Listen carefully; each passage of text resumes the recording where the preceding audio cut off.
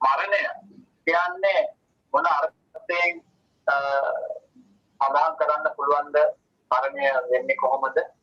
මම හිතන්නේ සාන්නතේ දේශනාවේ තියෙනවා 4 ආකාරයකින් මරණය ගැන විස්තර කරනවා. ඒ වගේම අපි මරණයට සූදානම් වෙන්නේ කොහොමද? ඒ වගේම මරණාසන්න මොහොතේ අපි හිත හදාගන්නේ කොහොමද කියන කාරණේ අපට කියලා දෙන්න.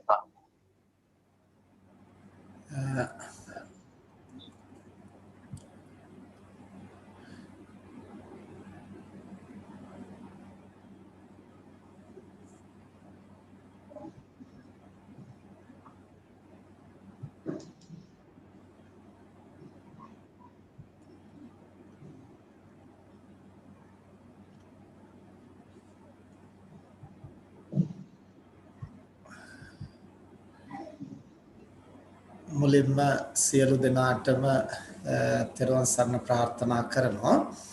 ඉතින් අද දවසේ විශේෂයෙන් අපි මේ ටිකක් දුර බැහැර ගිහිල්ලා මාර්ග තදබද නිසා පොඩි ප්‍රමාදයක් වුණා. ඉතින් ඒ නිසා අද ධර්ම සාකච්ඡාව ආරම්භ කරන්න විනාඩි 15ක් 20ක් විතර වගේ ප්‍රමාදයක් සිද්ධ වුණා. ඉතින් අද මාතෘකාව හැටියට යොදාගත්තේ මරණය සම්බන්ධව අපේ හාමුදුරුවෝ දැන් විමසුවේ මරණයෙහි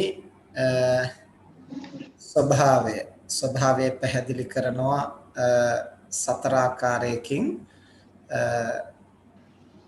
ඒක කවුරුත් බොහෝ අවස්ථාවල අහලා තියෙනවා. ඉතින් අපි ප්‍රවේශයක් හැටියට ඒ කාරණේ මෙහිදී පැහැදිලි කර ගැනීම ප්‍රයෝජනවත් වෙනවා. බුදුරජාණන් වහන්සේ දේශනා කරන්නේ කෙනෙකුගේ මරණය සම්මුති මරණය විශේෂයෙන්ම ක්‍රම 4කට සිද්ධ වෙන්නට පුළුවන්. ආයුක්ඛය, කම්මක්ඛය, උභයක්ඛය, උපච්ඡේදක කියන ක්‍රම 4ට. ඒතර සම්මුති මරණයයි කියලා අපි සිහිපත් කළේ මරණය 3 ආකාරයකින් දැක්වෙනවා. ශනික මරණ, සම්මුති මරණ, සමුච්ඡේද මරණ කියලා. ශනික මරණය කියලා කියන්නේ මොහොතක් පාසා ක්ෂණයක් පාසා මේ සංස්කාර ධර්මයන්ගේ බිඳී යාම. එතකොට සියලුම නාම රූප ධර්ම ක්ෂණයක් පාසා කියන්නේ චිත්ත පරම්පරාව එක් චිත්තක්ෂණයකදී හටගෙන එක් චිත්තක්ෂණයකදී සිත බිඳී යනවා. නැවතත් සිතක් හට ගන්නවා. නැවතත් බිඳී යනවා. එතකොට මේ බිඳී යන්නේ කිසිවක්ම ඉතිරි නොකොට ඒ හටගත්තු නාම ධර්මය කිසිවක්ම ඉතිරි නොකොට බිඳී යනවා. එතකොට අවශේෂ හේතු ප්‍රත්‍යයන්ගෙන් තමයි යලිත් හටගන්නේ ඒ චිත්ත පරම්පරාව. එතකොට රූප ධර්මත් එහෙමයි. රූප ධර්ම බිඳී යනකොට අර නාම ධර්ම තරම් වේගවත්ව නෙමෙයි සිත් 17ක් පමණ ඇති වෙනකන් සාමාන්‍ය රූපයක ආයු කාලය පවතිනවා. එතකොට ඒ චිත්තක්ෂණ 17කින් රූපය බිඳී යනවා. එතකොට නාම ධර්මත් රූප ධර්මත් චිත්තක්ෂණ 17ක් කියලා කිව්වට ඒක මහා කාලයක් නෙමෙයි. චිත්තක්ෂණය කියන එක අභිධර්මයේ පැහැදිලි කරන්නේ සෝපන කනෝ අච්චරා සංඝාත කනස්ස අක්ඛිනිම්මීලන කනස්ස කෝටි සත සහස්ස භාගෝ දට්ඨබ්බෝ.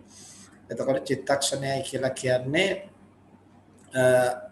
ඇසිපිය එහෙලන ශරණයක් හෝ එහෙම නැත්නම් අසුරු සනක් මෙහෙම ඇඟිලි මේ විදිහට ශබ්ද කරන වෙලාවට කියනවා අසුරු සනක් කියලා.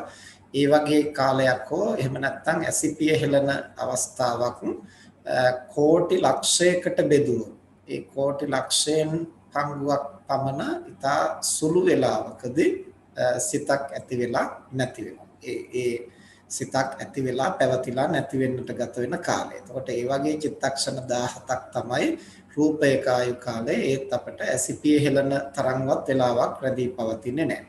එතකොට නාම රූප ධර්මවල මේ ක්ෂණයක් පාසා බිඳී යන ගතිය තමයි ශනික මරණයයි කියලා හඳුන්වන්නේ. ඊළඟට සම්මුති මරණයයි කියලා හඳුන්වන්නේ මේ පංචස්කන්ධයක් හැටියට ගතසිත එක්ක සම්මත ලෝකයේ සත්වයක් හැටියට පැවතිලා ඒ කය තුල තවදුරටත් චිත්ත පරම්පරාව ක්‍රියාත්මක නොවි චුතිසිත ඇති වෙලා නැවත ප්‍රතිසන්දියක් හැටියට වෙනත් තැනක උත්පත්ති ග්‍රහණය කළාම අර මූලික පැවති කය තවදුරටත් චිත්ත පරම්පරාව ඇති වෙන්නේ නැති නිසා ප්‍රාණවායුව නිරුද්ධ වෙලා ඒක ඇද වැටෙනවා. ඒක තමයි සම්මුති මරණයයි කියලා හඳුන්වන්නේ.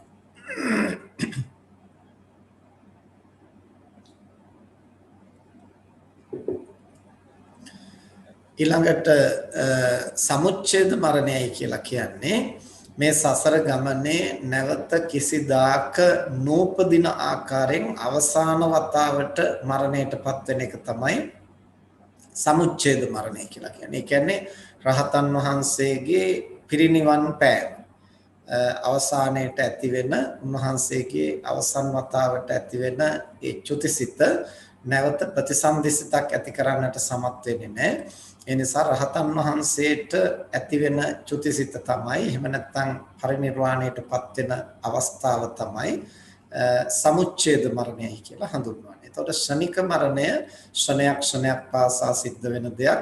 ඒක බොහෝ දෙනාට තේරුම් ගන්නට නම් විදර්ශනා නුවණින් ඕන ඒ අනිත්‍ය ලක්ෂණය වටහා ගන්නට. එතකොට සමුච්ඡේද මරණය කියන එක අපට අත්දකින්නට පුළුවන් වෙන්නේ කවදා හෝ භව ගමන නිමා කරලා කෙලස් ප්‍රහාණය කරලා පරිනිර්වාණයටපත් වෙන අවස්ථාවක. එතකොට මේ අතරතුරේ ලෝක සම්මත හැටියට එක් කයක් ගිලිහි ගිහින් නැවත ප්‍රතිසන්දිසිතක් හැටියට චුතිසිත ඇති වෙලා යලිත් ප්‍රතිසන්දිසිතක් ඇති වෙනකොට මේ පවත්වාගෙන ගිය ජීවිතේන්ද්‍රිය රූපය අවසාන වෙනවත් එක්කලාම එතනින් එහාට මේ කය ඇද වැටෙනවා හරියට નિરර්ථක වූ දර කඩක් වගේ කියලා බුදුහාමුදුරෝ දේශනා කරන්නේ. ඉතින් ඒ ආකාරයෙන් මේ කයත් සිතත් වෙන්වීම තමයි සම්මුති මරණය කියලා හඳුන්වන්නේ. ඒ සම්මුති මරණය සිද්ධ වෙන්නට පුළුවන් අවස්ථා හතරක් තමයි අර මුලින් සඳහන් කළේ ආයුක්ඛය, කම්මක්ඛය, උභයක්ඛය, උපච්ඡේදක වශයෙන්. එතකොට ආයුක්ඛය කියලා කියන්නේ ආයුෂ අවසන් වෙලා සිද්ධ වෙන මරණය. කම්මක්ඛය කියලා කියන්නේ කර්ම ශක්තිය අවසන් වෙලා සිද්ධ වෙන මරණය. උභයක්ඛය කියලා කියන්නේ මේ දෙකම අහෝසි වෙලා සිද්ධ වෙන මරණය. උපච්ඡේදක කියලා කියන්නේ කර්මයයි ආයුෂයි දෙකම තිබියදී කෙනෙකුට මරණය සිද්ධ වෙන්නට පුළුවන් යම් කර්ම ශක්තියක් නිසා හෝ වෙනත් කාරණා මතුවෙලා. එතකොට මේන් ආයුෂය ෂය වෙනවා කියලා කියන්නේ ආයුෂයයි කියලා කියන්නේ අපි උපදිනකොට ලබන කයට නිශ්චිත වූ කාල පරිච්ඡේදයක් මේ කය නඩත්තු කරන්නට පුළුවන්. ඒ කාල පරිච්ඡේදය අවසන් වෙනකොට මේ කය අහෝසි වෙනවා. එතකොට කර්ම ශක්තිය තව ඉතිරිව තියෙන්නට පුළුවන්. කර්ම ශක්තිය තිබුණා වුණාට කර්ම ශක්තියයි කියලා කියන්නේ ප්‍රතිසන්දිසිත හට ගන්නට බලපාන පූර්වකృత කුසල අකුසල කර්ම. එතකොට මනුෂ්‍ය ලෝකෙ උපදිනවා නම් මේ මනුෂ්‍යයාට හේතු වෙලා තියෙන මනුලෝක ජන්මලාභය ලබන්නට කුසල කර්මයක්. එතකොට ඒ කුසල කර්මයේහි ශක්තිය තවම ඉතිරි වෙලා තියෙන්නට පුළුවන්. හැබැයි ආයු කාලය අවසාන නම් ඒ කියන්නේ කය නඩත්තු කරගෙන යන්නට පුළුවන් කාල පරිච්ඡේදය නිමාවටපත් වෙලා නම් එතනින් එහාට එතනත්තා මරණයටපත් වෙනවා. උදාහරණයක් හැටියට ගත්තොත් දැන් බුදුරජාණන් වහන්සේ ඇතැම් බුදුවරු අවුරුදු 80000ක් ආයු වින්දනය කරලා තියෙනවා.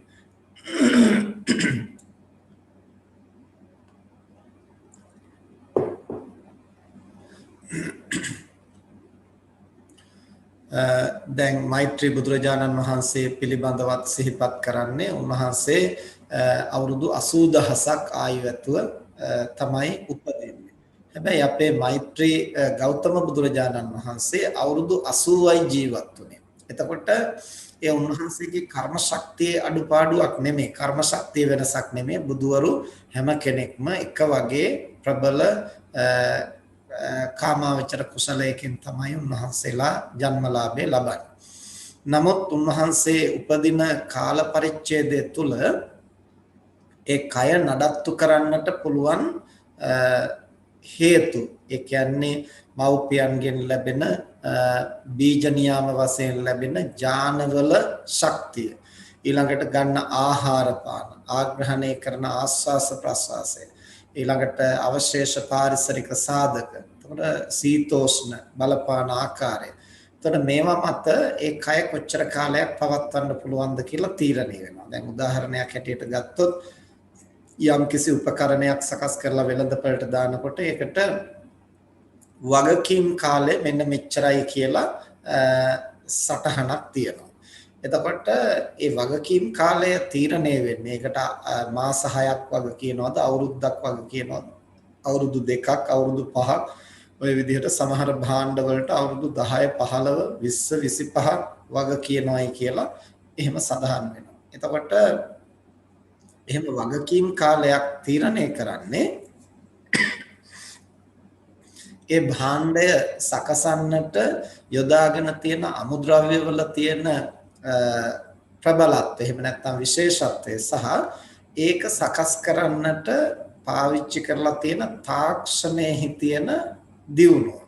එතකොට ඒක සකසලා තියෙන තාක්ෂණික තීව්‍රතාවය එහෙම නැත්නම් තාක්ෂණික දියුණුව සහ යොදාගෙන තියෙන අමුද්‍රව්‍ය වල ශක්තිය මත මේක මෙන්න මෙච්චර කාලයක් වගකීම් සහිතයි කියලා කියනවා. එතකොට යම් කිසි කෙනෙක් පරිස්සමින් පාවිච්චි කළොත් ඒ කාල සීමාව පවත්වාගෙන යන්නට පුළුවන්. සමහරට ඊටත් පොඩ්ඩක් වැඩි කාලයක් පාවිච්චි කරන්නත් පුළුවන්. ඉතින් පරිස්සමින් පාවිච්චි කළේ නැතිනම් අර වගකීම් සහිත කාලය තිබුණා වුණත් වෙනත් අපරීක්ෂාකාරී හේතු නිසා ඒ උපකරණය කැඩෙන්න බිඳෙන්න අක්‍රිය වෙන්න පුළුවන්. අන්න ඒ වගේ අපි උපදිනකොට අම්මා තාත්තගෙන් අපට උරුම වෙන ඥානවල පවතින ශක්තිය සහ ගන්න ආහාර පාන ඒ කාල සීමාව තුළ ආග්‍රහණය කරන වායුවේ ස්වභාවය කියන්නේ ආස්වාස ප්‍රස්වාස වායුව ක්‍රියාත්මක වෙන ස්වરૂපේ සීතෝෂ්ණ බලපාන ආකාරය කියන්නේ ඍතු නියාමයන් කොයි විදිහටද ඒ කාල පරිච්ඡේදේ බලපාන ඒවා මත ඒ කාල වකවානුවේ මිනිස්යාට නිශ්චිත වූ ආයු කාලයක්. දැන් ගෞතම බුදුරජාණන් වහන්සේ ලෝ පහළ වෙනකොට මිනිස්සුන්ගේ ආයුෂ අවුරුදු 120 තමයි පරමායුෂ. එතකොට කොච්චර පුණ්‍ය ශක්තියකින් ඉපදුනා වුණත් අවුරුදු 120ක් හෝ ඊට ආසන්න අඩු වැඩි ප්‍රමාණයක්. දැන් බක්කුල මහරහතන් වහන්සේ වගේ කෙනෙක් අවුරුදු 180ක් ජීවත් වුණා. එතකොට සාමාන්‍ය පරමාවශ තමයි අවුරුදු 120. එතකොට ඉබඳු කාලයක සම්මා සම්බුදු කෙනෙක් පහළ වුණා වුණත් උන්වහන්සේටත් ඒ කය නඩත්තු කරගෙන පවත්වාගෙන යන්නට පුළුවන් ඒ ප්‍රමාණය තමයි. උන්වහන්සේගේ කර්ම ශක්තිය, උත්පත්ති කර්ම ශක්තිය, චිත්ත පරම්පරාව ජනිත වෙච්ච ජනක කර්මයේ බොහෝ ආයු කාලයක් විඳින්නට අවුරුදු 80000ක් වුණත් ලක්ෂයක් වුණත් පවත්වන්නට පුළුවන්. ඊටත් එහා වුණත් අදිෂ්ඨාන කළොත් පවත්වන්නට පුළුවන්. ඒ නිසා තමයි බුදුරජාණන් වහන්සේ ආනන්ද හැඳුරන්ට දේශනා කරන්නේ ආනන්ද ඉර්ධිපාද වැඩු කෙනෙකුට අවශ්‍ය නම් කල්පයක් වැඩ ඉන්නට පුළුවන්. ඉතින් එතන කල්පය කියලා කියන්නේ කුමක්ද කියන එක පිළිබඳව යම් කිසි ගැටලු තියෙනවා. එතන කල්පයයි කියන එක සමහරට ආයුෂ් කල්පයක් වෙන්න පුළුවන්. ආයුෂ් කල්පය කියලා කියන්නේ ඒ කාලවකවානුවේ ජීවත් වෙන ආයු කාලයට කියනවා ආයුෂ් කල්පය කියලා. ඇත්තටම කල්පය කියලා කියන්නේ කාල පරිච්ඡේදය කියන අදහසින්. ඉංග්‍රීසියෙන් කියන්නේ period කියලා. period කියන වචනෙට තමයි සිංහලෙන් කියන හොඳ වචනයක් තමයි කල්පය කියලා කියන්නේ. එතකොට කාල පරිච්ඡේදය කියන්නේ කාල පරිච්ඡේද. එතකොට කල්පයක් කිව්වන් පස්සේ ඒක දැන් පෘථුවිය ඇති වෙලා නැති වෙලා යලි පහළ වෙන්නට ගත වෙන කාලය ඒක වෙනම සඳහන් කරනවා අසංඛ්‍ය කල්පයක් හැටියට. ඊළඟට ඒ අසංඛ්‍ය කල්ප හතරක් එකතු වුනහම මහා කල්පයක් හැටියට හඳුන්වනවා. ඊළඟ බුදු කෙනෙක් පහළ වෙලා ඉන්න කාලය බුද්ධ කල්පය කියලා හඳුන්වනවා. බුදු කෙනෙක් නැති කාලය බුද්ධ ශූන්‍ය කල්පය කියලා හඳුන්වනවා. එතකොට බුදු කෙනෙක් පහළ වෙලා තවත් බුදු කෙනෙක් පහළ වෙනකන් කාලය අන්තර් කල්පය කියලා හඳුන්වනවා. එතකොට මේ වගේ එක පෘථුවියක් ආරම්භ වෙන්නට ගත වෙන කාලය එක් අසංඛ්‍ය කල්පයක් හැටියට හඳුන්වනවා. ඊළඟට ආරම්භ වෙලා සත්වයින් ජීවත් වෙන කාලය තවත් අසංඛ්‍ය කල්පයක්. ඊට පස්සේ විනාශ වෙමින් පවතින කාලය තවත් අසංඛ්‍ය කල්පයක්. විනාශ වෙලා ඉවර වෙලා ශුන්‍ය පවතින කාලය තවත් අසංඛ්‍ය කල්පයක්. මේ විදිහට කල්පය කියන එක එක තැන්වල එක ප්‍රමාණයෙන් හඳුන්වන්නේ. එතකොට ආයුෂ් කල්පයයි කියලා කියන්නේ ඒ කාලවකවානුවේ මිනිස්සයා ජීවත් වෙන ආයුෂ ප්‍රමාණය කියන එකයි. එතකොට බුදුරජාණන් වහන්සේ ඉද්ධිපාද වැඩෝ උත්තමේකට අවශ්‍ය නම් කල්පයක් වැඩ ඉන්නට පුළුවන් කියලා සිහිපත් කරනවා. එතකොට ආනන්ද හාමුදුරුවෝ ඒ වෙලාවේ ආරාධනා කළා නම් උන්වහන්සේ ආරාධනා පිළිගෙන වැඩ ඉන්නට තිබුණා. ඉතින් එහෙම වැඩ ඉන්නට උන්වහන්සේ අදහස් කළේ ආයුෂ් කල්පයක්ද එහෙම නැත්නම් වෙනත් කල්පයක්ද කියන එක ටිකක් අපැහැදිලි. ඉතින් බොහෝ විට ධර්මයේ කියවෙන කාරණාත් එක්කලා අපි විශ්වාස කරන්නේ එතනදී බුදුරජාණන් වහන්සේ අරමුණු කරන්නට ඇත්තේ ආයුෂ් කල්පය. ඒ කියන්නේ අවුරුදු 120ක් දක්වා. ඉතින් ඊට එහාත් බුදු කෙනෙකුට වැඩ ඉන්නට ඕන නම් පුළුවන්.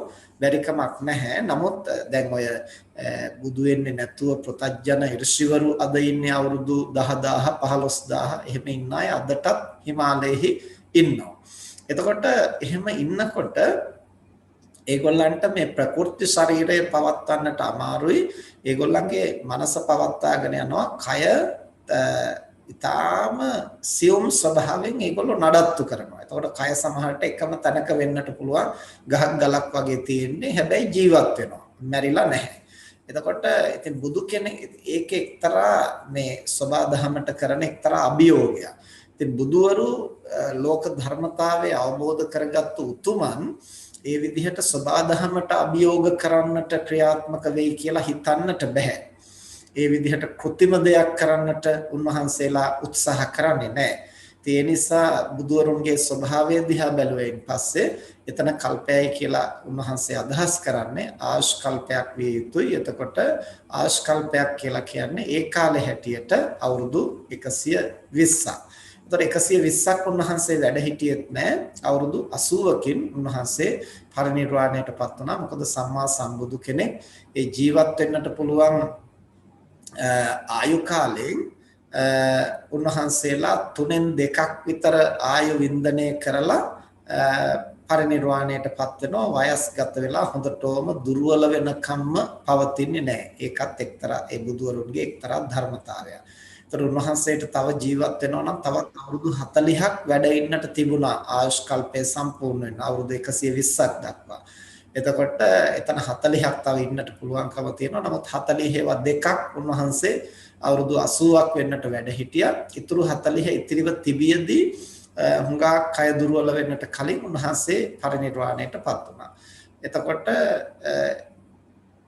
දැන් එතනදී අපි කියන්නට උත්සාහ කළේ බුදුරජාණන් වහන්සේට අවශ්‍ය නම් උන්වහන්සේට අවුරුදු 120ක් කිසිම විකෘතියක් නැතුව පවතින්නට පුළුවන්.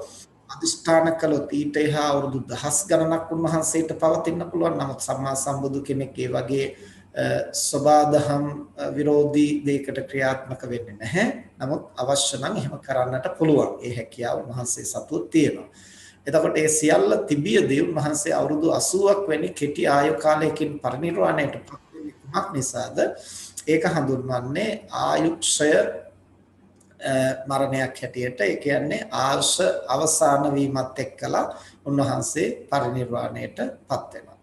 එතකොට ඒක තව ටිකක් කාලයක් එහාට මෙහාට කරන්න පුළුවන්කම තිබුණා. ඉතින් මාර්යාගේ ආරාධනාවත් එක්ක බුදුරජාණන් වහන්සේ ඒක පිළිගෙන ඊට අනුකූල වුණා. එතකොට සාමාන්‍ය මිනිස්සුත් ඒ විදිහට ආයු කාලය අවසන්ලා කර්ම ශක්තිය තව ඉතිරිව තියෙනවා. හැබැයි ආයු කාලය අවසන් වෙලා මරණයටපත් වෙන අය ඉන්නවා.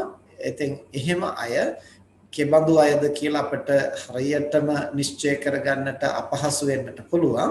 හැබැයි හුඟක් වෙලාවට වයෝ වෘද්ධ වෙලා ජීවිතය ගත කරමින් ඉඳලා විශේෂ ගැටලුවක් නැතිව ස්වභාවිකව මරණයටපත් වෙන අය බොහෝ කොට තව ජීවත් වෙන්නට පුළුවන් ශක්තිය තිබියදීම ඒ කියන්නේ ලාභ සත්කාර දරුවන්ගේ සැලකිලි සංග්‍රහ හැම දෙයක්ම ලැබෙනවා. ඒවා ලැබීමේ වාග්ය තියෙනවා. අන් අයගේ උපකාර තියෙනවා. හැබැයි එහෙම තිබියදීම සතුටින් සැහැල්ලුවෙන් මිය පරලව යනවා. ඉතින් ඒ බඳු මරණ අපට හඳුනා ගන්නට පුළුවන් ආයුෂ අවසන් වෙලා. ඒ කියන්නේ කය නඩත්තු කරන්නට පුළුවන් කාලවකවානුව නිමාවටපත් වෙලා සිද්ධ වෙන මරණයන් හැටියට.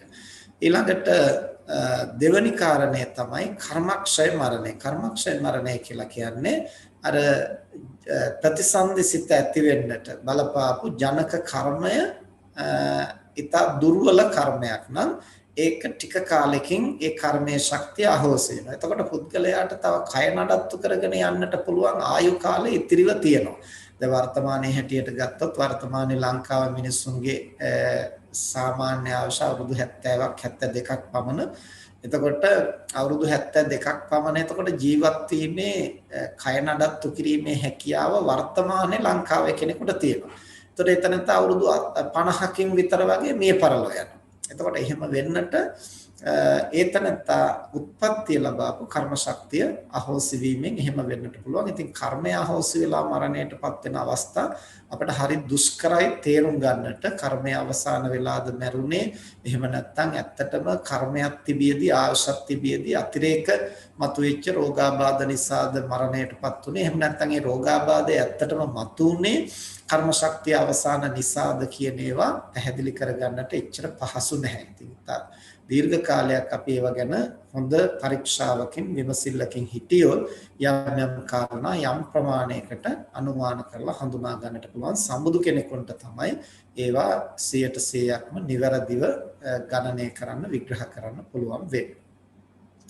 ඊළඟට තව සමහරු මරණයටපත් වෙනවා කර්මයයි ආයුෂයි දෙකම එකවර ඉවර වෙලා. ඉතින් මේ බඳු මරණත් අපට තීරණය කරගන්න පහසු නැහැ. ඊළඟට හතරවෙනි අවස්ථාව තමයි කර්මයක් ඉතිරිව තියෙනවා. ඒ කියන්නේ උත්පත්ති ලැබාපු ජනක කර්මයක් ඉතිරිව තියෙනවා.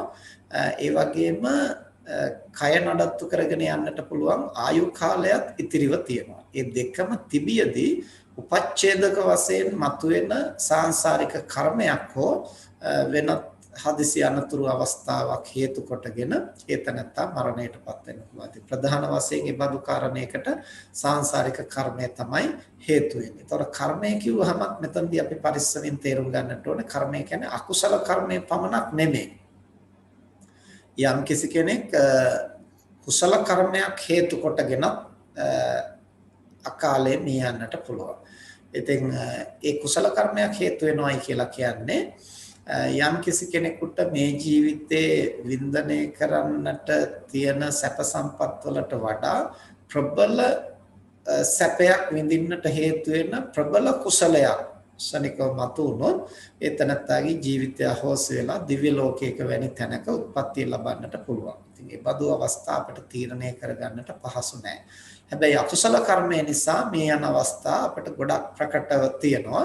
ඒ තමයි ජීවත් වෙන්නට පුළුවන්කම තියෙද්දි හදිසි අනතුරු සිද්ධ වෙලා ආදී පුද්ගලයන් අකාලේ මරණයටපත් වුණා කියලා අපි හඳුන්වන බොහෝ අවස්ථා ආසත් තිබියදී කර්මයක් තිබියදී සිද්ධ වෙන මරණ. ඉතින් හුඟක් වෙලාවට ඒ අකාලේ මැරෙනවා. එහෙම නැත්නම් උපච්ඡේදක හේතුවකින් උපච්ඡේදක කියලා කියන්නේ අර උත්පත්තිය ලබා දෙන්නට හේතු වෙච්ච ජනක කර්මය ඡේදනය කරන්නට සමත් වෙන අමතර කාරණයක් මතුවෙනවා. එතකොට වර්තමානයේ අපිට පෙනෙනවා මනුෂ්‍ය වර්ගයා විසින්ම ජනිත කරගත්තු ගොඩනගාගත්තු විවිධ කාරණා නිසා අර ජීවත් වෙන්නට තියෙන සාධක බොහෝ කොට විකෘති වෙලා තියෙනවා. ස්වභාවිකව හුස්ම ගන්නට තියෙන ඔක්සිජන් වායුව අද විකෘති වෙලා විපරීත කරලා මනුෂ්‍ය වර්ගයා විසින් ගහකොළ කපලා විනාශ කරලා කාර්මීකරණයත් එක්කලා අපද්‍රව්‍ය සහ විවිධ විෂ වායුන් පරිසරයට මුදා හැරලා කාබන් වැඩි ප්‍රමාණයක් මුදා හැරලා ඉතින් ඒවත් එක්කලා මනුෂ්‍ය වර්ගයාට සුවසේ ජීවත් වෙන්නට සුදුසු අම්ලකර වායුව වෙනුවට විස පිරුණු වායු කොටස් අද පරිසරයේ වැඩි. එතකොට අර ජීවත් වීම සඳහා තියෙන ප්‍රධානම සාධකයක් එතකොට ගිලිහි යනවා. එහෙම ගිලිහුනහම බොහෝ දෙනා අකාලේ මිය යන්නට ඒක හේතු වෙන්නට පුළුවන්. ඊළඟට සීතෝෂ්ණ වෙනස් වෙලා කාර්මීකරණය සහ වනාන්තර විනාශ කිරීම ඊළඟට ඕසෝන් ස්තරය විනාශ වීම ආදී හේතු කොටගෙන ඒ වගේම මිනිසුන්ගේ අධාර්මික ක්‍රියාවන් හේතු කොටගෙන කලට වැසි වසින්නේ අකලට වැසි වසිනවා සීතෝෂ්ණවල ස්වභාවය උස් පහත් වෙලා අසමතුලිත වීම හේතු කොටගෙන විවිධ රෝගාබාධ මතුවෙන්නට පුළුවන්. ඊළඟට වර්තමානයේ මේ ඇති වී පවතින වගේ මහජනයා විසින්ම ගොඩනගාගත්තු අනුන්ට එරෙහිව ක්‍රියාත්මක වීමේ ප්‍රතිඵල හැටියට මනුෂ්‍ය වර්ගයාටම එරෙහිව ක්‍රියාත්මක වීමේ ප්‍රතිඵල හැටියට මිනිසුන් විසින්ම නිර්මාණය කරපු වස විස වෛරස සමාජගත වෙලා මිනිස්සු අකාලේ මිය යනවා. ඉතින් මේ වගේ විවිධ හේතු සාධක මිනිසුන්ගේ ප්‍රඥාව අඩු වෙනකොට කුසලයට යෙදෙන ගතිය අඩු වෙනකොට අකුසල් බහුල වෙනකොට manussත්වයෙන් පිරිහෙනකොට ආයුෂත් අනුක්‍රමයෙන් අඩු වෙනවායි කියන බව බුදුරජාණන් වහන්සේ දේශනා කළා. එහෙම අඩු වෙලා ගිහිල්ලා දස වර්ෂාංශ දක්වා මිනිසුන් අනුක්‍රමයෙන් පරිහානියටපත් වෙනවා. එතකොට ඒ දස වර්ෂ කියලා කියන්නේ එතකොට ඒ අයගේ පරමාශ තමයි දස වර්ෂය. කියන්නේ මේ කය අවුරුදු 10කට වැඩිය පවත්වන්න බෑ. එහෙම පවත්වන්න හේතු සාධක නැහැ. ඉතින් මේ මට්ටමට ආශ පිරිහෙනකොට වර්ණය, සැපය, බලය, නුවණත් ඒත් එක්කලාම එන්න පිරිහෙනවා. පිරිහෙනකොට ಗುಣධර්ම තබා මනුෂ්‍ය ධර්මවත් ඉතිරි වෙන්නේ නැහැ. ඒ தත්ත්වයට පිරිහෙනකොට ඕනෝන් තුල මෘග සංඥාව කියලා කියන්නේ මෘගයා කියලා කියන්නේ සතා කියන එක තිරිසන් සතා කියන එක. ඒතකොට තිරිසන් සතෙක් තුල ඇති වෙන සංඥාව ඒ මනුෂ්‍යයන් තුල ඇති වෙන්න පටන් ගන්නවා. තිරිසන් සත්ව සංඥාව කියලා කියන්නේ දැන් බල්ලෙකුට තව බල්ලෙක් හම්බ වෙච්ච ගමන් ඌට හිතෙන්නෙම දැන් අර බල්ලා තමන්ව හපා කන්න පණීවි කියලා. එතකොට ඌට ඒ හම්බ වෙන තමන්ගේම වර්ගයේ සතා අභියෝගයක් හැටියට මරණ තර්ජනයක් හැටියට තමයි පෙනෙන්නේ. එතකොට ඒකට තැතිගත්තු ගමන් තමන්වට හානි කරන්න ඉස්සෙල්ලා තමන් ඉදිරිපත් වෙනවා ඒ සතාට හානි කරන්න. එතකොට එහෙම වෙච්ච ගමන්ම ඕනෝන් මුණ ගැහිච්ච ගමන් ඕනෝන් අතර මාරාන්තික සටනක් තමයි නිර්මාණය වෙන්නේ. එතකොට මේ තිරිසන් සත්තුන්ගේ තියෙන එක්තරා ස්වභාවයක් සත්ත්ව ලෝකේ තියෙන ගතියක් තමයි එහෙම තමන්ගේ වර්ගයේ කෙනෙක් හමු වුණත් මරණ තර්ජනයක් හැටියට තමයි පෙනෙන්නේ. ඒක තමයි මෘග සංඥාව කියලා කියන්නේ. සතෙක් තමන්ව විනාශ කරන්න ආපු සතෙක් කියන සංඥා.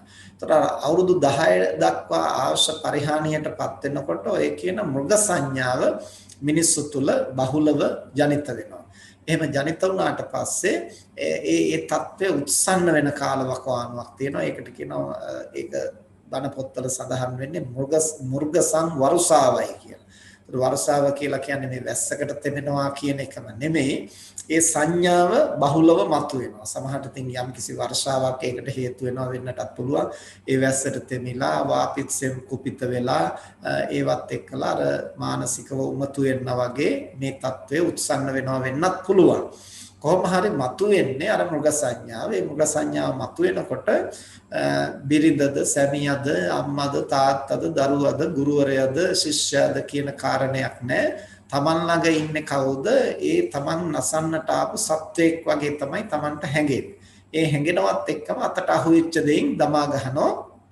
එතකොට අතට අහුවෙන පරණලාපත පවා තව කෙනෙක් නසන්නට ප්‍රමාණවත් කියලා කියනවා. ඒ කියන්නේ තරම්ම මිනිස්සුගේ ජීවිතේ බොහොම දුර්වල තත්ත්වයකටපත් වෙනවා. දැන් අපි දකිනවානේ ඉස්සර කාලේ අපේ අත්තල මුත්තලගේ කාලේ ගහකින් වැටිලත් සමහරලාට බරපතල වෙලා අසාධ්‍ය වෙලා හැබැයි ආපහු ජීවත් වෙනවා. ඔලු කටු කැඩිලා බරපතල විදිහට හානි වෙලා නමුත් ජීවත් වෙනවා. දැන් අද අපි දකිනවා ඒ විදිහට ශල්‍ය කර්මාදී හුඟක් පහසුකමක් තියෙනවා. තිබුණා වුණත් සමහරලාට මේ ගේ ඇතුලේ ඇදගෙන වැටිලත් මිනිස්සු මැරෙනවා.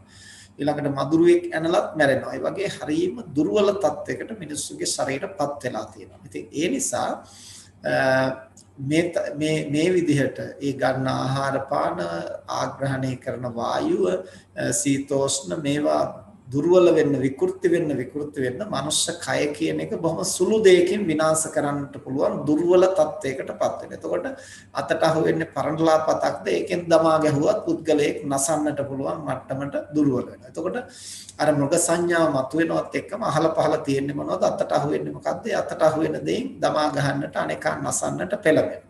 ඉතින් මේ කාලවකවානුවට දෙවි දේවතාවෝ සිහිනෙන් සහ විවිධ ක්‍රමවලින් මිනිස්සුන්ට දැනුම් දෙනවා මේ කාල පරිච්ඡේදයේ දෙදෙනෙක් එකතැන ඉන්නට එපා හුදකලා වෙන්න.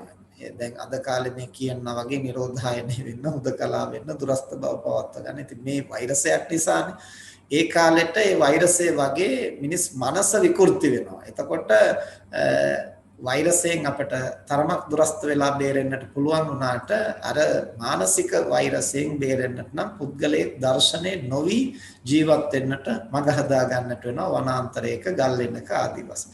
ඉතින් ඒ කියන පණිවිඩය හැමෝම තේරුම් ගන්නෙත් නැහැ හැමෝම මේක විශ්වාස කරන්නෙත් නැහැ. ඥානවන්ත පුද්ගලයෝ පමණක් ඒ විදිහට හුදකලා වෙනවා. ඉතින් අනිත් සියලු දෙනාම එකට කාකොටාගෙන විනාශ වෙන කාලයක් අනාගතේ එනවයි කියන බව බුදුරජාණන් වහන්සේ චක්කවර්ති සීහනාද සූත්‍රයේදී පැහැදිලි කරනවා. එතකොට ඉතින් දැන් මේ අනුක්‍රමයෙන් ඒ කාල පරිච්ඡේදයට සමීප වෙමින් පවතිනවා. දැන් මිනිසුන්ගේ මනුස්ස සංඥා දුරු වෙමින් මෘග සංඥා වැඩි වෙමින් පවතිනවා. එක ආගමක පිරිසක් තව ආගමක පිරිසක් දිහා බලන්නේ තමන්ගේ හතුරු විදියට. එක ජාතියක පිරිසක් තව ජාතියක පිරිසක් දිහා බලන්නේ හතුරු විදියට. තමන්ගේ ජාතියේම අය වුණත් අහල පහල ඉන්න අය තමන්ට හතුරුකම් කරනවා, හූනියම් කරනවා, කොඩිවින කරනවා, තමන්ගේ දියුණුවට බාධා කරනවා, තමන් විනාශ කරන්න හදනවා. ඒ විදිහේ දැක්මකින් තමයි දකින්නේ. එතකොට තමන්ගේ වර්ගයේ අය පිළිබඳවත් කරුණා මෛත්‍රිය නෙමෙයි ඇති වෙන්නේ, ටිකෙන් ටික අර මෘග සංඥාව තමයි වැඩෙන්නේ. ඉතින් මේ විදිහට මිනිස්සුන්ගේ ගුණධර්ම පිරිහෙනකොට සත්ව ගති බහුල වෙනකොට මිනිස්සෙයින්ට සුවසේ දිගු කලක් ජීවත් වෙන්නට පුළුවන් සාධක ටික ටික අහෝසි වෙනවා. ඒ අහෝසි වෙනකොට ආයුෂක් පිරිහෙනවා. ඒ වගේම අකල් මරණ එන්න බහුල වෙනවා. ඒ කියන්නේ ආයුෂක් තිබියදී කර්ම ශක්තියක් තිබියදී අකාලේ මේ යන අවස්ථා වැඩි වෙනවා. ඉතින් වර්තමානයේ ඒ තත්ත්වයන් අපිට ප්‍රායෝගිකව අත්දකින්නට ලැබිලා තියෙනවා. ඉතින් මරණය පිළිබඳව මූලික පැහැදිලි කිරීමක් අපි ඔය සිද්ධ කළේ ක්ෂණික මරණ, සම්මුති මරණ, සමුච්ඡේද මරණ කියලා මරණය තුන් ආකාරයි. එහි සම්මුති මරණය සිද්ධ වෙන ආකාර හතරක් දක්වලා තියෙනවා. ආයුෂ අවසාන වීමෙන්, කර්ම ශක්තිය අවසාන වීමෙන්, ඒ දෙකම අවසාන වීමෙන් සහ ඒ දෙකම තිබියදී අතිරේක කාරණයක් පැමිණීමෙන් කියන ඔය ක්‍රම හතරට පුද්ගලයෙකුගේ සම්මුති මරණය සිදු විය හැකි බවයි බුදුරජාණන් වහන්සේ දේශනා කරන්නේ. මම හිතන්නේ මූලික පැහැදිලි කිරීම ප්‍රමාණවත් කියලා ඒ සම්බන්ධව හෝ එහෙම නැත්නම් ඉදිරි කාරණා සම්බන්ධව අවශ්‍ය කරුණු අපි ළඟට සාකච්ඡා කරමු. ප්‍රශ්න මතු කරලා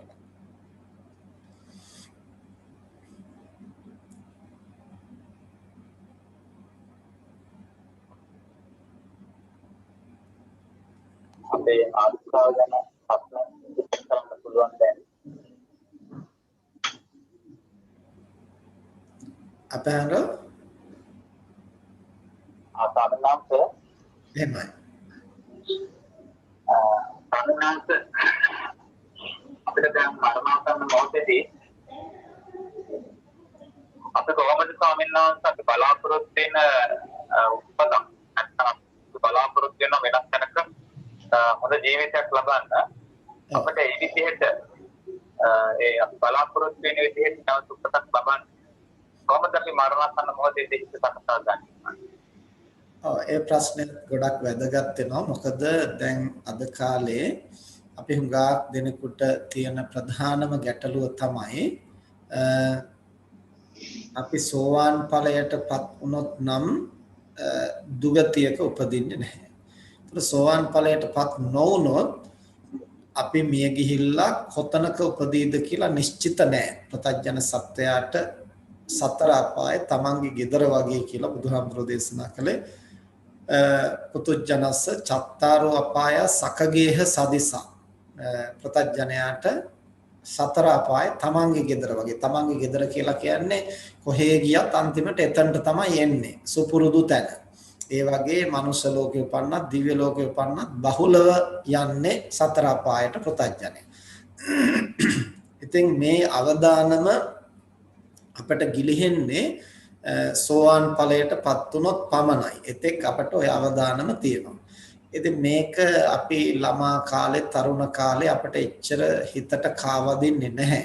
ටිකක් වයස්ගත වෙනකොට දැන් ජීවිතේ දුර්වල වීගෙන එනවායි කියලා දැනුණහම තමයි අපි හැමෝටම ප්‍රශ්නේ මතුවෙන්නේ දැන් කොයි වෙලේ මැරෙයිද දන්නේ මැරිලා මම කොතනක උපදීද දන්නේ කියන කාරණයක් එක්කලා බොහෝ දෙනා තැති ගන්නවා යම් ප්‍රමාණයකට ධර්ම කාරණා දන්න අය.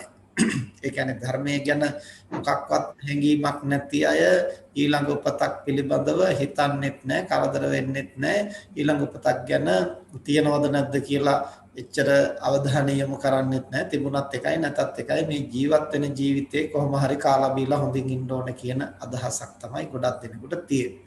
ඉතින් අර ධර්මයේ පිළිබඳව යම් ප්‍රමාණයකට වැටහීමක් තියෙනකොට මධ්‍යම ප්‍රමාණයකට වැටහීමක් තියෙනකොට එයයි දන්නවා ගතිය නියත නැහැ සෝවාන් වෙනකන්. ඒ නිසා මැරිලා ගිහින් ඕන තැනක උපදින්න පුළුවන්. ඉතින් අපිට මැරෙන මොහොතේ මොකක් සිහි වෙයිද දන්නේ නැහැ කියන ගැටලුවත් එක්කලා මනස වික්ෂිප්ත වෙනවා. ඉතින් ඒ වික්ෂිප්තතාවයම මරණාසන්න මොහොතේ මතු වුණොත් දුගතියක උපදින්නට හේතුවක් වෙන්න පුළුවන්. මොකද මනසේ වික්ෂිප්ත බව කියලා කියන්නේ කුසලයක් නෙමෙයි. ඒක ක්ලේශ ධර්මයක්, අකුසල ධර්මයක්. එතකොට මේ වික්ෂිප්ත මනසින් මිය ගියොත් දුර්වල තැනක. මොකද දුර්වල මානසික තත්වයකින් මිය ගියොත් දුර්වල තැනක තමයි ජන්මලාභය ලබන්නේ. කියන්නේ ප්‍රතිසන්දිසිත දුර්වල වෙනවා. ඉතින් අපිට ශක්තිමත් සිතකින් මිය යන්නට පුළුවන් නම් තමයි ඉතින් අපි හැම කෙනෙක්ම උත්සාහ කරන්නේ මේ භවයේ නැවත නැවත උපදීපදීන්නට නෙමෙයි භව ගමන නිමා කරගන්නට. ඉතින් භව ගමන නිමා කරගන්නට නම් අපි සියලු කෙලෙස් නසන්න ඕනේ. ඒ කියන්නේ තෘෂ්ණාව දුරු කරලා අරහත්ත්වයටපත් වෙන්න ඕනේ. ඉතින් අරහත්ත්වයටපත් වෙනකන් අපි දන්නවා අපි කැමති වුණත් අකමැති වුණත් අපි උපදිනවා. මොකද භව තණ්හාව තියෙන නිසා. භව තණ්හාවයි කියන්නේ ඊළඟ ආත්මික උපදින්නට ඕන කියන අදහස නෙමෙයි. තව මොහොතක් හෝ ජීවත් වෙන්නට ඕන, පවතින්නට ඕන, නොමැරී ඉන්නට ඕන කියන අදහස. මොකද ඊළඟ ආත්මයක් ගැන අදහස නිසා නම් අපි උපදින්නේ ඊළඟ ආත්මයක් පිළිගන්නේ නැති අය නූපදීන්නට ඕන. ඒ වගේම තිරිසන් සත්තුන්ට ඊළඟ භවයක් ගැන මොනම අදහසක්වත් නැහැ. එහෙනම් ඒ සත්තු එතනින් සියල්ල නිම වෙන්නට ඕන. එහෙම වෙන්නේ නැහැ. ඊළඟ භවයක් ගැන දැනගත්තත් නැතත් අදහසක් තිබුණත් නැතත් පිළිගත්තත් නැතත් හැම දෙනා තුළම භව තණ්හාව තියෙනවා. ඒ කියන්නේ තව මොහොතක් හෝ පවතින්නට ඕන, ජීවත් වෙන්නට ඕන, රැඳී සිටින්නට ඕන, නොමැරී ඉන්නට ඕන කියන අදහස. ඉතින් ওই අදහස තිබියදීම තමයි මරණයටපත් වෙන්නේ. එතකොට මේ මරණයටපත් වෙනකොට තාම ඔහුට ජීවත් වීමේ ඕනකම කැමැත්ත ඉවර වෙලා නැහැ. ඒකට තමයි භව තණ්හාව කියන්නේ. එතකොට මේ භව තණ්හාව විසින් තමයි ඊළඟ ශ්‍රණයේදී නැවත අර චිත්ත පරම්පරාව ජනිත කරන්නේ. ඒකට තමයි ප්‍රතිසන්දිසිත කියලා කියන්නේ. එය තවත් අලුත් භවයක අලුත් ජීවිතයක ආරම්භයක් හැටියට හඳුනා ගන්න. එතකොට මේ විදිහට අරහත්ත්වයටපත් වෙලා පිරිනිවන් පානකම්ම ප්‍රතඥ සත්‍යය තුලත් ආර්යයන් වහන්සේලා තුලත් අරහත්ත්වයටපත් වෙනකම් භව තණ්හාව පවතිනවා. එතකොට භව තණ්හාව පැවතුනාට සෝවාන් ඵලයටපත් වෙලා සක්කාය දිට්ඨිය දුරු කළොත් උන්වහන්සේලාට මරණාසන්න අවස්ථාවේදී කොයිතරම් වික්ෂිප්ත වුණා වුණත් ඒ අයගේ සිත දුගතියට නැඹුරු වෙන්නේ නැහැ. සුගතියක උපදින්නට සුදුසු අරමුණක් ග්‍රහණය කරගැනීමේ හැකියාව සෝවාන් පුද්ගලයාට ධර්ම න්‍යාමයක් හැටියටම පවතිනවා. සෝවාන් පුද්ගලයා තමන් කැමති වුණත් නුන් කැමති වුණත් දුගතිය උපදින්නේ නැහැ. සැහැල්ලුවෙන් මිය ගියත් වික්ෂිප්තව මිය ගියත් ඒ තනත්තා යහපත් අරමුණක් ගන්නට සමත් වෙනවා. ඒක එක්තරා ධර්මතාවයක්. එතකොට දැන් ඔය හේතුව නිසා තමයි අද ගොඩාක් දෙනා සෝවාන් ඵලයටවත්පත් වෙන්න ඕන කියලා ගොඩක් දෙනා දඟලන්නේ. ඇත්තටම කෙලස් නැසීමේ අදහසින්ම නෙමෙයි මේ දුගතිගාමී වෙන්නට තියෙන භීතිය නිසා. ඉතින් ඒ අදහසින් හරි සෝවාන් වෙන්න හිතන එක හොඳයි. නමුත් ඒ භීතියෙන් සෝවාන් වෙන්න හිතුවයි කියලා එතනත්තාට නිවැරදි ධර්මානුධර්ම ප්‍රතිපත්තිය අනුගමනය කරන්නට බෑ. මොකද ඒ ගැන පැහැදිලි දැක්මක් නැති නිසා. ඒ නිසා බියපත් වීම නෙමෙයි අවශ්‍ය වෙන්නේ. බියපත් වීම කියන්නේ ක්ලේශයක්. බිය දැකීම කියලා කියන්නේ ඥානය. එතකොට මේ සසරේ තියෙන බයජනක බව අපි නුවණින් දකින්නට ඕනේ. ඒක විදර්ශනාව. ඒක ප්‍රඥාව. බියපත් වෙනවා කියන එක මනසේ දුර්වලකම. ඉතින් අද ගොඩක් දෙනා සසරට බියපත් වෙලා තමයි සෝවාන් වෙන්න රහත් වෙන්න දඟලන්නේ. ඉතින් එතකොට තියෙන කෙලෙස් වලට තව ක්ලේශයක් එකතු වෙලා දුබල වෙනවා ඇරෙන්න, මග නොමග පටලව ගන්නවා ඇරෙන්න ඒ අය නිවැරදි මාවත හඳුනාගන්නේ නැහැ. ඒ නිසා යම්කිසි කෙනෙකුට බියපත් වෙනව වෙනුවට මේ සසරේ තියෙන බිය ජනක බව දැක ගන්න පුළුවන් නම් හඳුනා ගන්න පුළුවන් නම් ඒ අයට හැකියාවක් තියෙනවා නිවන් දකින්නට අවශ්‍ය ගුණධම් මොනවද කියලා හඳුනාගෙන පුහුණු කරන්න. එතකොට සෝවාන් ඵලයටවත්පත් නොවුණු හැම කෙනෙක්ම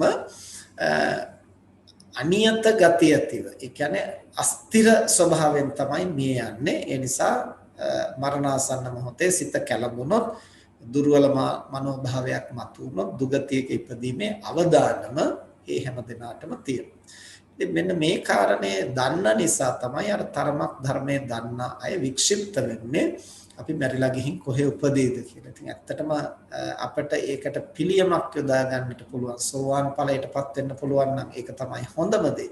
ඉතින් සෝවාන් නොවිච්ච හැම කෙනෙකුටම පොඩි උපාය මාර්ගයක් පාවිච්චි කරන්න පුළුවන්. ඒ සඳහා තමන්ගේ සාමාන්‍ය ශක්තිය. ඒ කියන්නේ දැන් මැරිලා අපි උපදින්නේ කොතනද කියලා ඇහුවොත් ඒකට තියෙන සරලම පිළිතුර තමයි අවසාන අවස්ථාවේ අරමුණ ග්‍රහණය කරමින් තමයි උපදින්නේ. එතකොට චුතිසිතට ආසන්නව ඇති වෙන අරමුණ. චුතිසිත අනුව නෙමෙයි ඊළඟ භවයේ ප්‍රතිසන්දිය ඇති වෙන්නේ. චුතිසිත කියලා කියන්නේ මේ භවයේ හටගත්තු ප්‍රතිසන්දිසිතයි භවාංග සිතයි චුතිසිතයි වෙන්නේ එකම සිත. එතකොට එකම ස්වરૂපයේ සිත. එතකොට ඒ නිසා ඒ චුතිසිත අනුව නෙමෙයි ප්‍රතිසන්දිසිත හටගන්නේ. චුතිසිතට ආසන්න අවස්ථාවේදී ඒ සිතට අරමුණු වෙච්ච අරමුණු අනුව තමයි ඊළඟ ප්‍රතිසන්දිසිත ජනිත වෙන්නේ. එතකොට චුතිසිතට ආසන්නේ මොකද්ද අපි අරමුණු කරගන්නේ? ඒක තමයි ඊළඟ උත්පත්තියට හේතු වෙන්නේ. ඉතින් මොකද්ද අරමුණු කරගන්නේ කියන එක අපිට පාලනයක් නැහැ. මොකද අපි දන්නේ නැහැ අපි සිහියෙන් මැරෙයිද අසිහියෙන් මැරෙයිද මොන මානසිකත්වයක් අපිට ඒ වෙලාවට තියෙයිද කියලා. ඉන්ද්‍රිය ප්‍රකෘතිමත් වේද විකෘති වේද අපි දන්නේ නැහැ. ඒ නිසා මරණාසන්න මොහොතේ ඇති වෙන මානසික තත්ත්වය ගැන අපට වග කියන්න අමාරුයි. අනිත් අය අපට උදව් කරයි කියලා හිතන්නත් බෑ. මොකද ඉන්ද්‍රිය ශක්තිමත්ව තිබුණොත් තමයි අනිත් අයටත් උදව් කරන්න පුළුවන් වෙන්නේ. ඒ නිසා හොඳම දේ තමයි අවසාන මොහොතේ අපිට දැන් ධර්මයේ සඳහන් වෙනවා ගරුක කර්ම, ආසන්න කර්ම, ආචින්න කර්ම, කටත්තා කර්ම කියන ඔය ක්‍රම හතරට තමයි කර්ම මතුවෙන්නේ. ගරුක කර්ම කියලා කියන්නේ ආනන්තරේ පාප කර්ම හෝ ධාන. ආනන්තරේ පාප කර්ම කියන්නේ අකුසල පැත්තෙන් ගරුක කර්ම, කුසල පැත්තෙන් ගරුක කර්ම තමයි ධාන කුසල. එතකොට ආනන්තරේ පාප කර්මයක් කරලා තිබුණොත් මරණාසන්න මොහොතේ කොච්චර දුර්වල වුණත් ඒ ආනන්තරේ පාප කර්මය තමයි සිහි වෙන්නේ. ඊළඟ භවයේ අනිවාර්යෙන් දුගතිය උපදිනවා. ඒක වරදින්නේ නැහැ.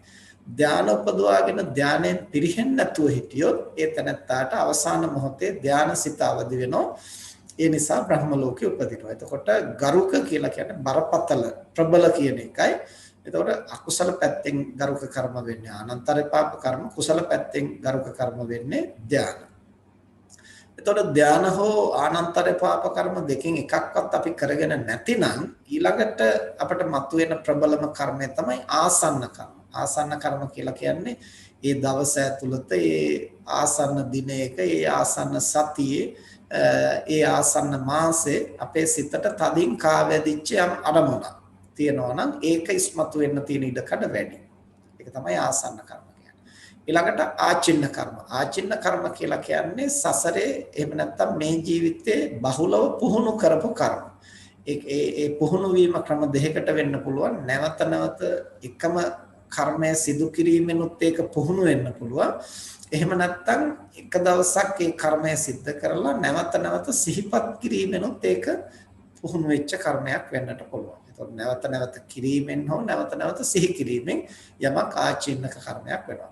එතකොට එහෙමත් එකක් මතුවෙන්නේ නැත්නම් කටත්තා කර්ම කියලා කියන්නේ කුමක් හෝ මතුවෙන කර්මයක්. සසරේ එකක් හෝ මේ ජීවිතේ එකක් හෝ කවර හෝ කර්මයක් කුසල කුසල කර්මයක් මතුවෙනවා. එහෙම මතු නොවි මේ යන්නේ නැහැ.